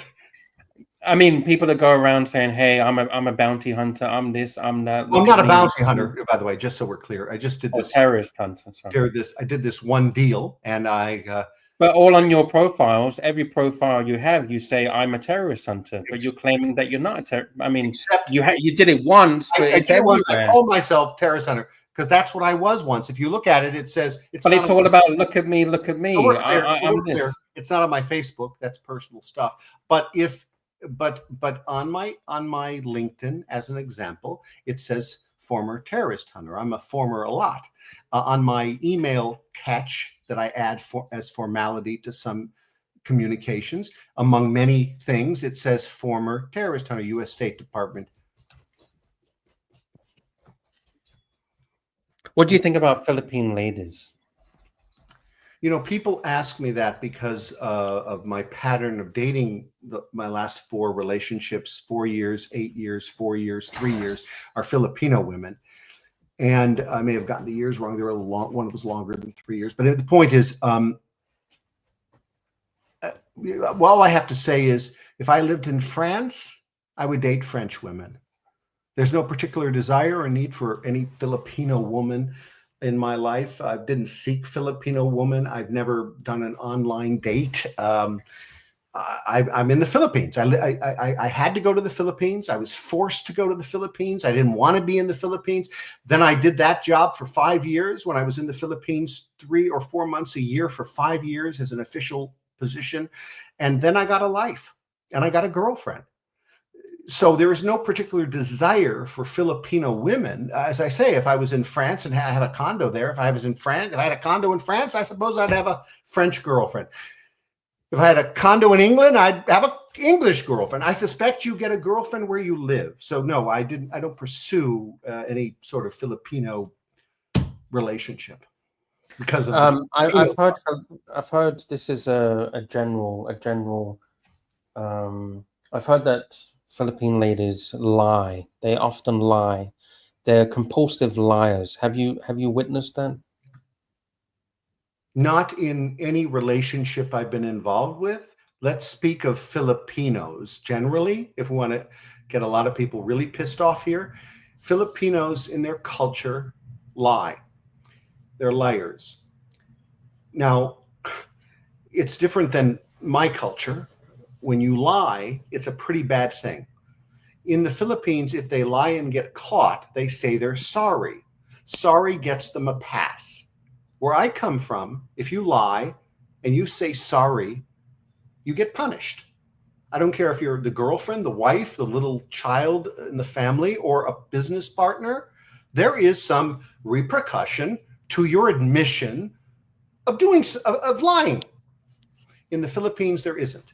Amongst themselves, when they apologize, they get a pass. That's not how I view it, but you go along, you know, as they say, what's the saying? In Rome, do as the Romans. So we are in Philippines, you do as the Philippines. There's a lot of crazy cultural things going on there, but yes, they lie. The poor Filipinos you want to avoid if you're seeking a relationship. This is my best advice. So that's about 99% of the population. Yeah, I would never get involved with a poor Filipino. So the ladies that you've been involved with have all been wealthy? Yeah, wealthy families. Yes. Okay. There's a reason. I learned that in the first 6. I should talk about the first 6 months in the Philippines. I met a wonderful girl named Tessa within my first couple of 3 weeks of the Philippines. She became my girlfriend and my fiance, and we were together almost, well, 3.5, 4 years, whatever it was. But along the way, in that period of time, the first 6 months, regardless and notwithstanding of the fact I was in a committed relationship, I met a lot of Filipino women by the nature of where I was going, my appearances. It was official. I was going to functions. The Philippine government was bringing women to introduce me to them. The problem with this group, I want to call them the group of women, is they're from poor families and they're desperate. And you won't know if they love you or not, or if it's truthful or not, or if they'll learn to love you. Luckily, a woman can actually learn to love you. So when the scammer comes and tries to scam you, the beauty of womanhood is that they can learn to love a man. A man cannot learn to love a woman. If a man's not attracted to you within 30 seconds, 45 seconds, a minute and a half, he will never pursue you. But a woman has a lot of components they need for a relationship. A man, not so much. I'm speaking of most men, not necessarily myself. I'm a little different. But the point is, these generalities matter. And so these scammers, I call them scammers because they call them beggars, call them needy women. They're out for financial gain. And you want to stay away, at least I want to stay away from that group. There are many men who would say, oh, if that's transactional, to use that word again, that's okay. I'm not a transactional guy. So, yeah, anyway. So, but if I had to give advice to a man seeking a true relationship or marriage in the Philippines, it would be, it's very easy to find the top 4.5%. That's the official number put out by the Philippine government as the rich of the Philippines. The 4.5% is as rich as the American 1%. They are massively rich. We're not just talking wealthy, massive wealth. And the beauty of having massive wealth in the Philippines is there's nothing you can spend it on because of the lifestyle issues there. So you don't need much to have luxury. You can meet these women in parties, in events, in malls, not in bars, in malls. There are the A-class malls. It's a class system. You go where the rich go. The poor don't go there. Okay. Just meet some family with a family, because Filipinos don't move around alone like an American woman might in the mall or in places or with a girlfriend. They travel in groups, and the wealthy ones have yayas, meaning sometimes 20-something girls, 30-something girls will be accompanied by an employee. Maybe she's uniformed or not. And that's the group you look out for. They're very easy to spot. You can't spot a wealthy person in an American mall. You can't spot them. They all look alike. But in the Philippines, understand the culture is different. You can clearly spot the wealthy in a New York minute, just as they pass you. Yes, it's the same in Thailand. And the beauty of the culture is you can stop anyone in the Philippines and speak with them. When I say stop, you're in a restaurant, you're at a fine party, you're at an event. There are events, corporate events. Philippines love corporate events. You know, all the designers that put on these events. Not so much here, maybe New York City, but not in LA. And if you go to these events, you'll meet the upper class, and you're not going to meet the middle class. That kind of doesn't really exist, you know. That's how I did it. Do you think age matters in a relationship? If one side believes it does, it absolutely matters. But if both sides don't, then it doesn't. And it has to be mutual, you know. I say, look, my focus is common interests. You find someone who's like you, and the relationship will last. That's why I've had successful, long-lasting relationships. I haven't had a contentious relationship since college. During college and pre-college, I had contentious relationships. I don't want to over-exaggerate it because they weren't very contentious, but they were very different than when I left college and began a 14-year relationship with a girl named Belinda. In 1990, I met her, and we were together 14 years. But pre-college, and during college, I picked opposites. Opposites are fun. Opposites were attractive. Opposites were, when I say attractive, not focused on the physical. So I'm talking about the package, but a package of the woman, the values, the interests, the hobbies. I focused on opposites, and opposites were so fascinating to me. Did you ever have any issues when you don't want to have sex but the lady does? That was pre-1990, and in college. But you've had relationships since then, right? Oh yeah, but in college, I had full sex with every girlfriend that I recall, except yeah. But since then you haven't. So no, in the relationship since then, has there been any issues where she wants to do it and you don't? We probably wouldn't have made it past the. Let me be clearer. We would definitely not have made it past the first 30 minutes of the meeting. Oh, sorry, I missed a super chat. There was a super chat here. I do apologize, McLobster. Thank you for reminding me. I got too involved in different subjects. McLobster, $2. Marcus, is it true that Steven Seagal was CIA? I have no idea. I'm sure there are a lot of people. There are a lot of what's called sources. You have to understand there's a difference between a CIA source and a CIA agent. A CIA or an FBI source is somebody that's just as important and running a project, running a case, but they're not necessarily an employee. So I suspect that doesn't mean they're not paid. Guys, I'm going to wrap this up in a minute. We've actually gone way over time. I apologize to you, Marcus. It was just very interesting talking to you, and I hope I haven't took too much of your time. No, we got a little, little back and forth. Yeah, that's what I wanted to do. I wanted to get a bit, a little bit edgy sometimes. Edgy was okay. You were challenging me very significantly on this horrible situation about the fallen 44, which kind of triggers my head, but it's out of my control. And I did set a plan forward for that not to happen, although who would have known that would have happened? But I told them, I told the Philippine government, no one had to die. It was the first thing I said to the speaker, the first thing I said to being debriefed by the former speaker's foreign policy aide, Edwin, whatever his name was, that they sent to me we want to talk to you before you come in. Okay, it was a little debriefing. I said that. I said, no one had to die. The American government did this all wrong. And the whole scandal in the Philippines was why are we the errand boys of the American government? I don't blame them. Why? Why did the American, I know why I asked the question because it was told to me very early on, this would not be an American op.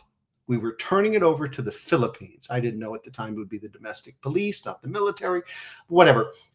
But I knew it was being turned over, and it had been. And it never made any sense to me. But I was told why they did that by the State Department, why they do it in certain countries. If you could do it all over again, what would you do different? Is there anything you'd do? Would you do it again or not? Oh, I do it in a minute. In fact, I almost did. That's another story, but almost did. There was another terrorist. So are you actively searching for others? No. Right after that operation, I was approached again. There was another terrorist, but that terrorist no longer is in the Philippines. But at the time I was approached, he was. So the operation was, I wasn't a source, and all I did was begin the process, and then it was transferred. Somebody else took it. If you could be on the ground to get him, would you do that? Interesting you say that. The operation that I formatted through a third party, meaning there was another group like BlackRock. Is it BlackRock? But anyway, there was another group I approached because I had a client connection. BlackRock is the financial. Yeah, I'm sorry, it's the financial one. There's a very famous group of military commandos that are often retained by governments, very well known. Forgive me for forgetting the name of it. And it's private, and it's contracted. The CIA contracts with them, many governments, mostly other governments who don't have American capabilities. Forgive me for forgetting this very well-known paramilitary group. But nonetheless, there was a much smaller group that was connected to a client of mine. And they came to me and said, we can put together an entire abduction package. But I said, we don't need to abduct him. He's going to be turned over. And they did. And that's what I then... I think you're referring to Blackwater. Thank you. I then put that in writing. I have it. And I turned it over to the State Department, and I was admonished because it involved me being on site for the turnover. And I was going to videotape all of it. Of course, that was not in the proposal that was written. Had they known about that, they probably would have been more upset. But I presented the proposal whereby I was going in. We had a budget. I had a budget. I had an investor. It required 2 planes, a helicopter, a lot of equipment. I didn't even know what it was. And we were going to go in and get him because they would have turned him over, a specific group. It was quashed. So, yes, I did several things that could have not ended with 44 Filipinos dying to kill this one man.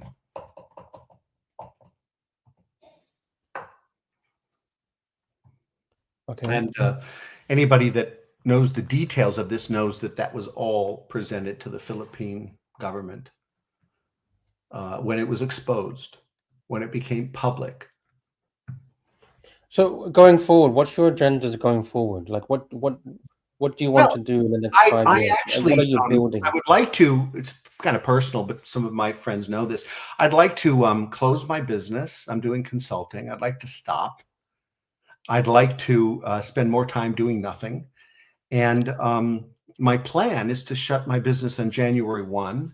And I'm not taking any more clients anyway, but I'm trying to wrap up the existing clients. What kind of clients take on your services?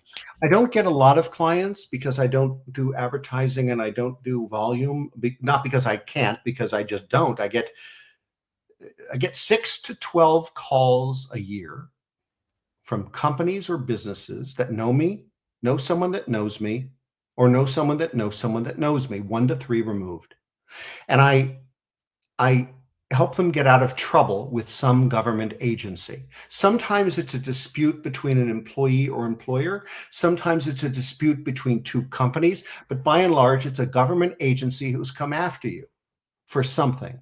Now, and how can you do that? I do it creatively because I'm doing something that normally a law office would do. That's what I was thinking. Couldn't they just use a lawyer? Yeah, but not like I can do it.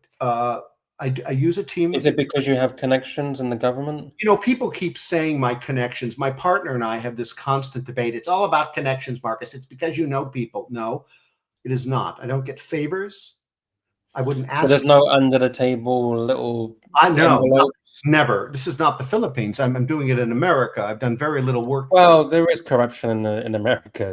Yes, but there is under the table payments. There's all of that. Well, look, I've been in government a long time. I've never experienced it at all. But I wouldn't be part of that. What it is, though, is I have connections, yes, and I use them for attention. I get attention. I'll get a call back, but it's funny. It's funny you say you've never seen payments when you received a $5 million payment. No, I'm talking about. Look, I've run the largest agency in California for 8 years. I was a political appointee, independent constitutional officer. A constitutional officer. There's only 14 in California. 1 was the governor, 1 was me, and a few others. Some are appointed, some are elected. It's the jobs that are listed in the state constitution. There's only 14 of them, to my recollection of that counts correct. I was one of them. Now, I say that only to show that that was a pretty significant job. All right. In that job, and I spent 1/3 of my job, 1/3 with, and I had a boss, he was the elected. The 1/3 of that job was helping people unwind what my very agency put them into, what my government, what my California government did to them, victimized them. So I spent my time getting people out of trouble with the agency for which I worked and other agencies in California when word got out. I didn't have to do that as 1/3 of my job. I could have just spent the entire time running the agency. That was my duty, but I chose to do what I enjoyed and what mattered, helping people. I would get a letter, I would get a phone call. Let me tell you what I did do. It was legal. They took me to lunch every day. I made them take me to lunch. I would tell my assistant, book me with these people writing and needing help. So they would take me out to lunch. That was allowed under California law, under, I believe it was $80 a lunch. As long as it was under, I had to disclose it and couldn't exceed whatever amount it was. And we did it. We did this paperwork. You do that. But the point is, they would meet and I would help them or not, try to help them or not. The reason I mentioned that is all my life I've tried to help people, and my job is now doing exactly the same thing, except I don't get a salary. I get paid an advance flat fee to try and help you, and I get another fee if in fact I'm successful. And I do legal work with the help of I have an attorney behind me. I have a couple of them. I have a CPA, 2 of them, and I have a lobbyist. But here's the thing. I'm not credentialed. I use their bio. I use their credentials. You can't hire them. They're on my website. You'll know who they are. You meet them. But I do all the work with one component that I don't, accounting. My CPA skill set I have to use. I don't need the attorney. I use his credentials. I use his name. I do the work. Some exceptions to that, sure. If there's litigation in court, we have to let the attorney do that. But the beauty of what I do is we don't go to court. I get people out of FBI investigations. I've gotten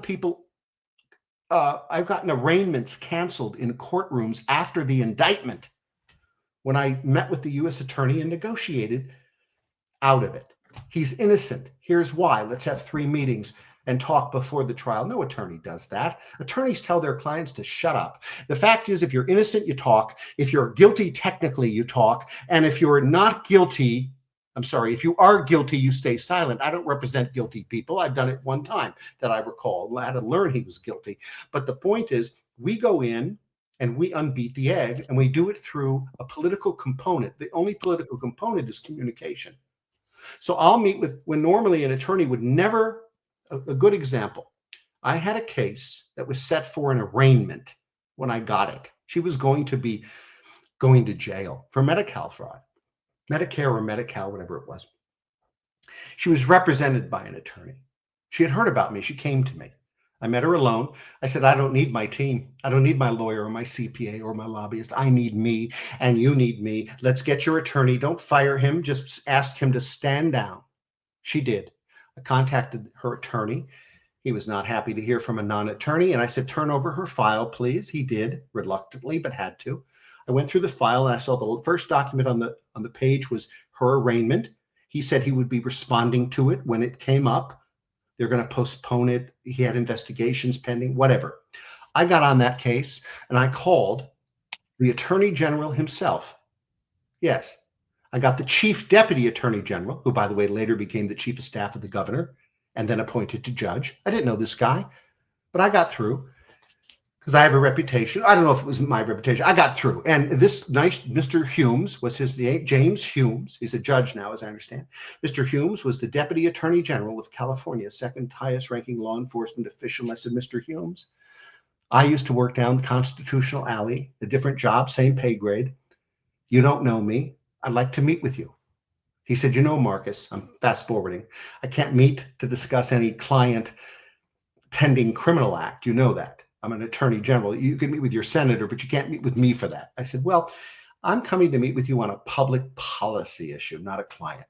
Although I'm retained by a client, we won't talk about it. We go to lunch at 2nd Street Bar and Grill. And I said, sir, here's the statute that you're prosecuting my client on. You have an arraignment pending. She's a God-fearing Christian who committed a technical violation because her employee did it. And the law says you don't have to have intent. The law says that you can prosecute her because she should have known. Fair enough, but she didn't.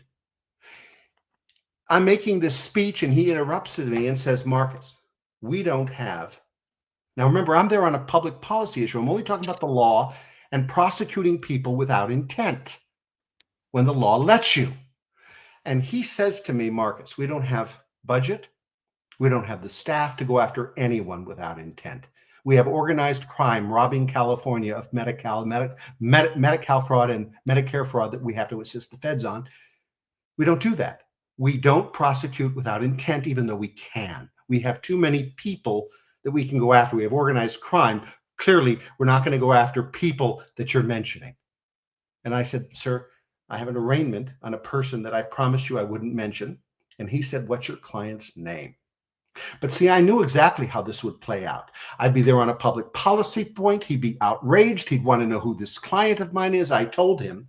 Within days, an email went out to all investigators because there was an investigator on this prosecution and an attorney. And it said, a reaffirmation of the policy of the Attorney General and the previous Attorney General. We don't, under the Medi-Cal law, prosecute anyone without intent. Cancel all prosecutions. They did. I don't know who else was involved.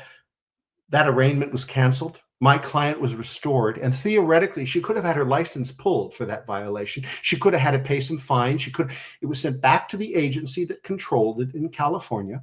Her license was reinstated. After a few discussions with the agency, they didn't fine her, which they could have done for a technical violation. They restored her. And the only mistake I made was she got $200,000 released in Medi-Cal, and I forgot to include a percentage on that contract for a win bonus. But I got $80,000 up front to try and help her. I got $20,000 at the back end as success if I was successful. And then I didn't get a bonus for all that money she sent, but she sent me 2 other clients in other fields. So there's an example of how you, as a non-attorney, by the way, that attorney who had no respect for me at all, her attorney, you can't do this. He tried to talk her out of it. He told her I was a scam. I mean, he said everything nasty. He ultimately apologized to me and referred me a client. And to show what an idiot he was, he refers the client to me by fax while I'm out of the country. I get back 3 months later, there's a fax on my fax machine with a referral. I thought, what the hell? It was a property tax matter. They needed help with the property assessor. So these attorneys, they only do things one way, and that is in controversy, winners and losers, and they react to the government. I go in and I have meetings and I negotiate and work something out, not compromise, not plea bargain. Get them out of it because they're innocent. All right, I'm going to wrap this puppy up. I'm sorry that was terribly boring, probably. That's okay. No worries. 2-hour show. I hope everyone enjoyed it. We had quite a few super chats. Hey, there is one thing. Can I say one thing? Just one last comment? Yes. There's a lovely comment from Grim Lavermancer. Boy, that's a hard name to pronounce. And he has a comment here that's interesting. This is very limited view of the Philippine culture and Philippine women. You and I both were talking about liars and so forth. You hang out where only foreigners, usually Caucasians and expats, hang out. Naturally, you get those kind of women.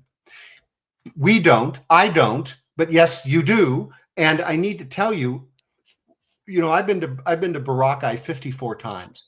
And the reason I go to Boracay Island Resort is because it's for rich Filipinos, Chinese. Boracay. And yeah, Boracay. And it's for Filipinos and Chinese. Very few foreigners, Western foreigners go there. There's a lot of Westerners who own the businesses there. But when I went to Cebu, all I saw was a bunch of Australians, Americans, Russians. I'll never go back. I went to Palawan, a beautiful place in the Philippines. I'll never go back because I don't want to hang where there are American expats or American people. I avoid all locations, with one exception. I avoid all locations that Americans or non-Filipinos go to. So that's not true, Grim. You're correct. When you go there, you get all sorts of bad women. That's one of the other reasons I didn't go back. You go to Palawan, and with all the bad women and all the smoking foreigners, you got to get out of there and never go back. That was my feeling. Fair enough. All right. Any other final comments? No, but I enjoyed this very much. It was an extended stay. I wish you would show your face, but that's your personal prerogative. And I would love to chat with you privately at any time. Thank you very much for the opportunity to speak with you and answer questions. Thank you. I appreciate you talking to me, and I appreciate your time. We're good. I thank you, everyone in the chat. Thank you for the super chats: Marcus Mandel, McLobster, Pickled Pickle, Mental Jog, Patrick B, Truth Everlasting, McLobster, and McLobster. There are a lot of good questions on here. We should have gone through them. There's some good ones. Thank you so much. Yeah, we can get into some more heavy hitting questions if you feel comfortable next week, if you feel like it. Sure.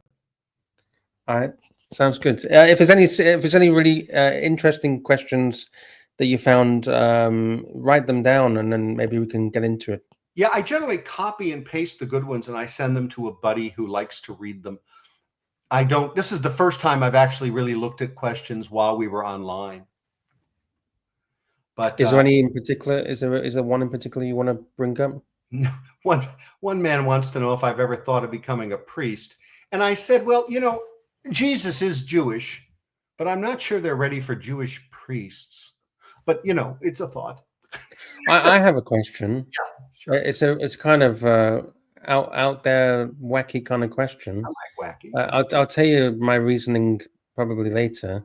Are you bisexual at all? No. Okay. No. In fact, I had one experience I alluded to earlier where I said I had a casual opportunity once that was inadvertently set up and by me, and I then rejected it. I realized I didn't want to be intimate with a woman if I didn't have a committed relationship or some level of pre-committed relationship activity. You get me, I think. Okay. But in this encounter, there was another gentleman involved, my best friend, Jeremy Page, who's now making a fortune selling ice cream, and he's living the dream in Hawaii. But anyway, Jeremy, probably shouldn't have said his last name. He is married. This is pre-marriage. So we were very young, 18, 19, 20. I don't remember. We met this girl as we're driving down the street. Her name was Melody. And we met people like people meet each other in the 80s. Was this the 80s? It could have been the 90s. No, it was the 80s, late 80s. Yeah, late 80s. And we met her driving down the street. I'm in a fancy car, so it catches attention. Melody was not in such a fancy car. And we got her attention. We pulled into a parking lot. That's what we guys did. At least where I'm from in Los Angeles, we're all in our cars. That's how you meet people in LA. You did then, you might still do it. And we pulled over and realized we're at a coffee shop, near a coffee shop called Page's in Encino, California, Los Angeles suburb. And we said, well, why don't we, it was about 11 o'clock at night. It was the days when things were open all night in Los Angeles, not so much anymore. And we're starting to go into the coffee shop when I said to her and Jeremy, do we really want to go into this place? We all had dinner. She told me earlier. Jeremy and I were just leaving a dinner restaurant. She said no. So we said, well, look, let's go to my house and turn on the jacuzzi. So we drive, 30 minutes away to my house. My parents lived there. We brought this girl and Jeremy and myself, and we go into my house and we go into the jacuzzi. And she, of course, Jeremy and I noticed she doesn't have a bathing suit. We do, of course, being modest 20-somethings. And we're in the jacuzzi. She's naked. We're of course gentlemanly and not. And this girl wants sexual interaction, and she wants it with both of us. This is a true story. And so both of us decide this is the direction we're heading, right? I'm telling this story, I think, for the first time ever, except when Jeremy and I laugh about it occasionally. So we retire from the jacuzzi. We have some snacks, we chat, we get to know each other a bit, and we go up to my bedroom, which was very private. And there's Jeremy and I and this girl. And I thought to myself immediately, I said, this isn't comfortable. Now, the activity was supposed to take place because it was discussed, because we're talkers, both Jeremy, I, and me, and luckily Merrily, the girl was, Melody Blankstein, whatever her name was. She said she wanted to have sex with both of us together at the same time. So we tacitly agreed. We go up to the bedroom, and I just said, this is not for me. I'm out. And I got up and left Jeremy and the girl in my bed. I went downstairs in the den, watched some TV. 30 minutes, Jeremy comes strolling down, and he says, she wants to see you. And I said, well, yeah, I'm still not comfortable with this. But I went up, we talked. At some point, we leave. She and I have no physical interaction, nothing. And we leave. I'm sorry, Jeremy and I took Jeremy home. She went home in her own car. And on the ride back with Jeremy, he admitted he had no physical encounter with her. I said, well, I never had a physical encounter with her. And we certainly didn't do it together. But you see, we had the option. We set it up ourselves, and we agreed to both interactions intimately with this woman alone or together or with him. And all of it was rejected by him and I. Now, he later in life has told me he regrets not experiencing it with her, not me or him in the room. So I didn't regret any component of avoiding both options. You can fill in the blanks of those options. And so no, I'm not. I have a gay bone in my body, and the reason I know that is this experience proved it to me, and it also proved to me, and I never again allowed myself to be in a moment with a woman that I wasn't very interested in having a long-term relationship with. So if you've not had sex, do you believe in other forms of affection? Yes. Well, maybe that wasn't clear. My last set of girlfriends, go back as far as you'd like to that point you wish, we're very intimate. Excuse me, I'm getting hiccups for some reason. We're not conducting the act of sexual intercourse. Oh, so what about foreplay? Let's put it this way. Archie and I were talking about this the other day. You know the bases? There used to be bases, first base, base, third. Yes. So we hit the bases. But you have to find a match, because if you start dating a woman who's highly sexual, and I did date a woman like that. So why would you not want to? You go through all those bases. Why not continue? Why stop? Well, because I think, there's certain things you say. There's a whole bunch of reasons I can come up with that make sense to my head. One is, I told you, some are virgins. You don't want to de-virginize a woman carelessly. Yeah, but you can do it. You can do it carefully. You can do it carefully. Let's just put it this way. These are good Catholic women, and they want to be de-virginized in marriage for the plan of having a baby. And that's fine with me. That's my value. So you have to find matching value. If I didn't have a matching value, I wouldn't have a long-term. I'd be giving you examples of relationships that didn't work out after 3 months because we're not sexual matches. I can't give you those examples. There was always an example. There was one girl I met years ago while in college, first year of college. Her name was Elisa. She was highly sexual. She was the sister of my best friend, who's still my friend to this day. I have lunch with him and his brother on Sundays.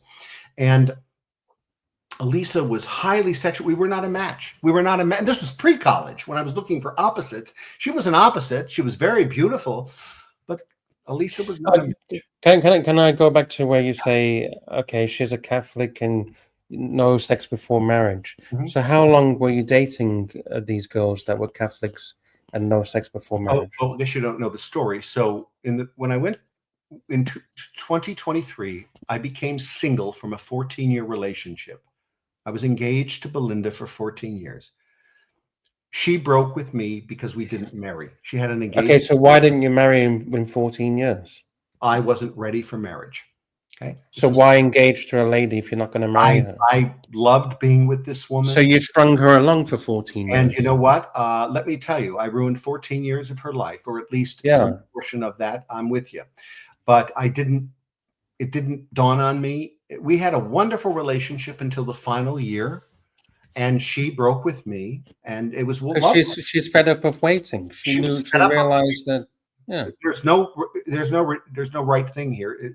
I bet she feels like, fuck, you just wasted my life. I could have been with another guy. I gave her an engagement ring. She bought a wedding dress. So you did all those motions, and then you didn't do it.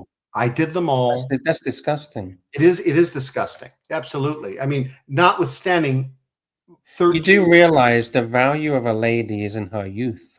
Yes. She is now worthless. She is now on the heap. It took her 4 years from that day, 4 or 5 years. I'm trying to remember because I know her story a little bit. And she got remarried. Remarried? She never got married. She got married. Terribly.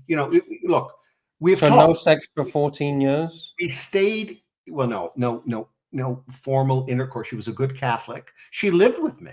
She lived with me and went home. So she didn't have sex for 14. She was a virgin after 14 years. Yes, she was a virgin after 14 years. And I met her when she was 19 or 20. We were together 14 years. We broke up in 2003. And that's the year I was assigned to go to the Philippines. When I went, I'm taking you through this really fast because your question was how long or are they? So I'll try to do it faster. I met a woman in the Philippines after a couple of weeks. I was introduced. Her name was Tessa. We were together about 3.5 years. She wouldn't move to America. So how old was she when you broke up? 26, did you say? Oh, you mean Belinda? Whichever one was 14 years of. Belinda was approaching 30. Maybe she was 30. Let's do the math. 30, 31, something like that. So is it approaching 30 or over 30? Well, I met her when she graduated college. Well, she was approaching 30, I guess. So the next one was Tessa. I met Tessa. So you met her when she was 15? No, I met Belinda when she was 18 or 19, I think. So how's that 14 years? We were together 14 years. So how can you be under 30? Let's do the years instead of the. I met her in 1990, and we broke up in 2003. How many years is that?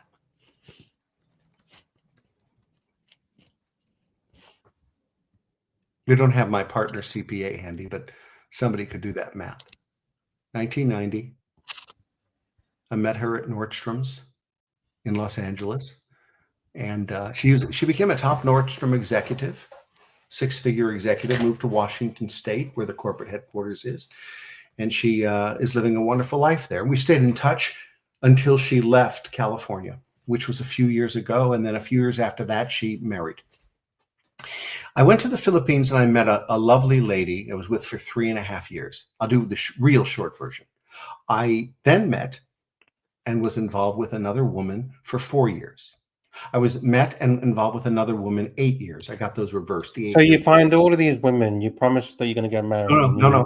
The story's different. I just want to take you through the years.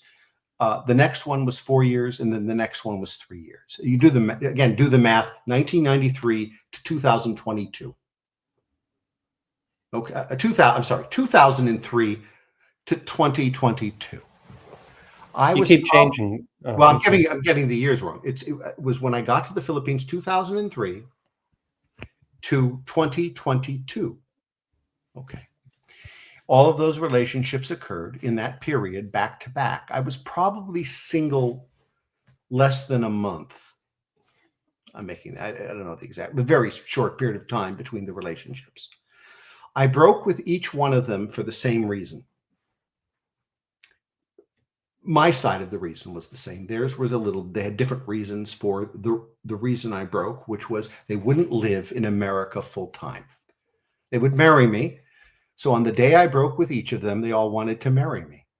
I wanted to marry them. We had no issues other than they will not live in America. I can take you through each reason. The first one actually came here. She didn't like America. She had a visa. She went back. We ended the relationship. We didn't have a problem in the relationship. We are still in touch. We talk regularly. She's single. The second one was 8 years. She's married now. We're in touch more than any other relationship because she handles my affairs in the Philippines. I say affairs, my activity. She's married. Her name's Love. She got married last year, I think, year before. We were together 8 years. Love never left the Philippines because when she graduated college, she developed a career, a consulting career that paid significant money in the Philippines, 100,000 or 200,000 pesos a month. She could never do that career in America. I supported her career. I stood there by her side, but she would marry me, but she would not live in America. After 8 years, I said, I can't have a part-time wife anymore. I only live in the Philippines 4 months a year. I broke with her. We stay in absolute regular weekly contact to this day. There's reasons for that. She's married.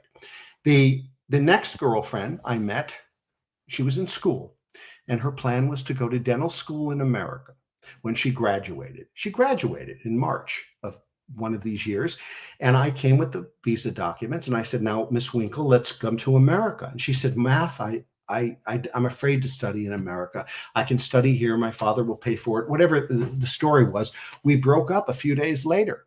Marry me here. Wait for me to finish college. Whatever. Both options were put on my table. I said no. I left. The next relationship was Shane. We were together a couple of years. She's the only one that will not speak with me. Almost 3 years we were together.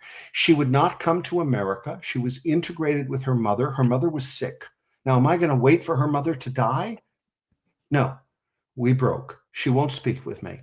So she wanted to marry me. We were engaged. She wants me to live there or not, but What about April? What about April? April is not, there's no April. So wait. There is an April. An April person? An April girl? No. What do you mean? Yeah, go. There's a friend of mine named, but well, hold on a second. Let's back up. Let me finish this last component. So a couple of years go by. I don't return for the first time ever. I don't return to the Philippines. Why is that? Because I've never been to the Philippines ever without having an existing relationship. Never, except the first visit, which I developed oddly a relationship in weeks. So I decided there was no reason to ever return to the Philippines. Despite 2 condos there, I don't return. I don't return because I have no relationship, so I didn't go back. Now, that was 2022. Look, the pandemic made that convenient because of, there was pandemic issues too. But that's fine. I have an ongoing ticket that I keep moving that never expires.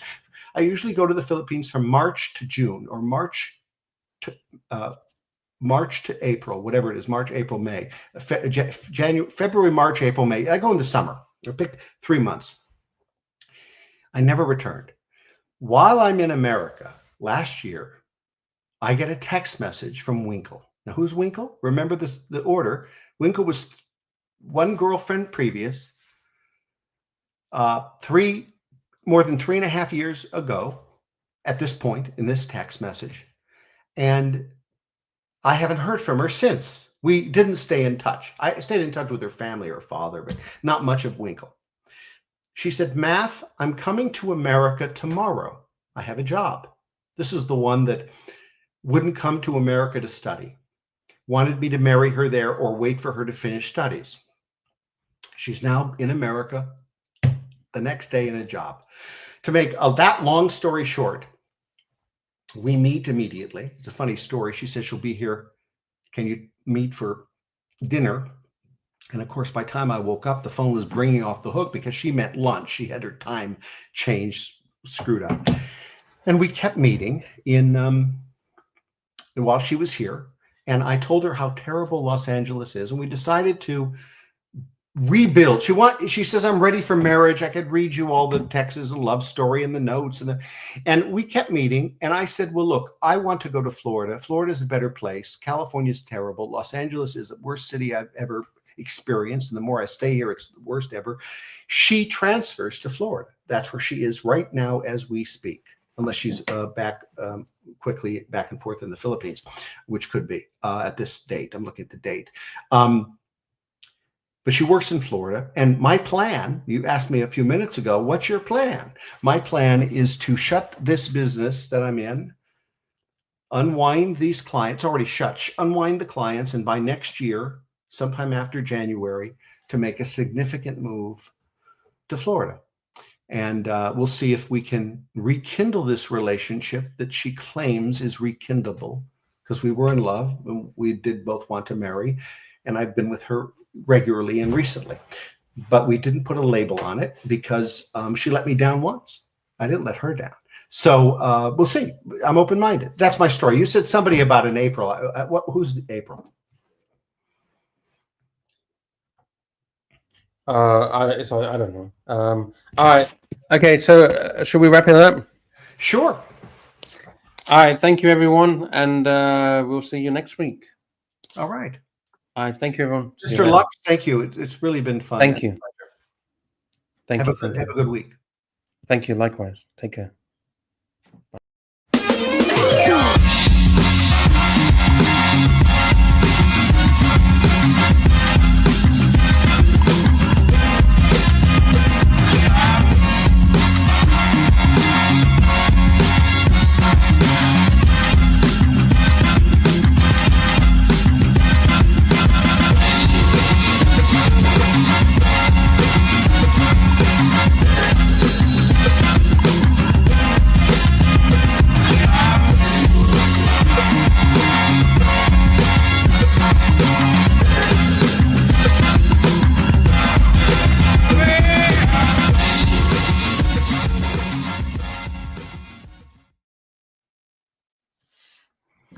Okay.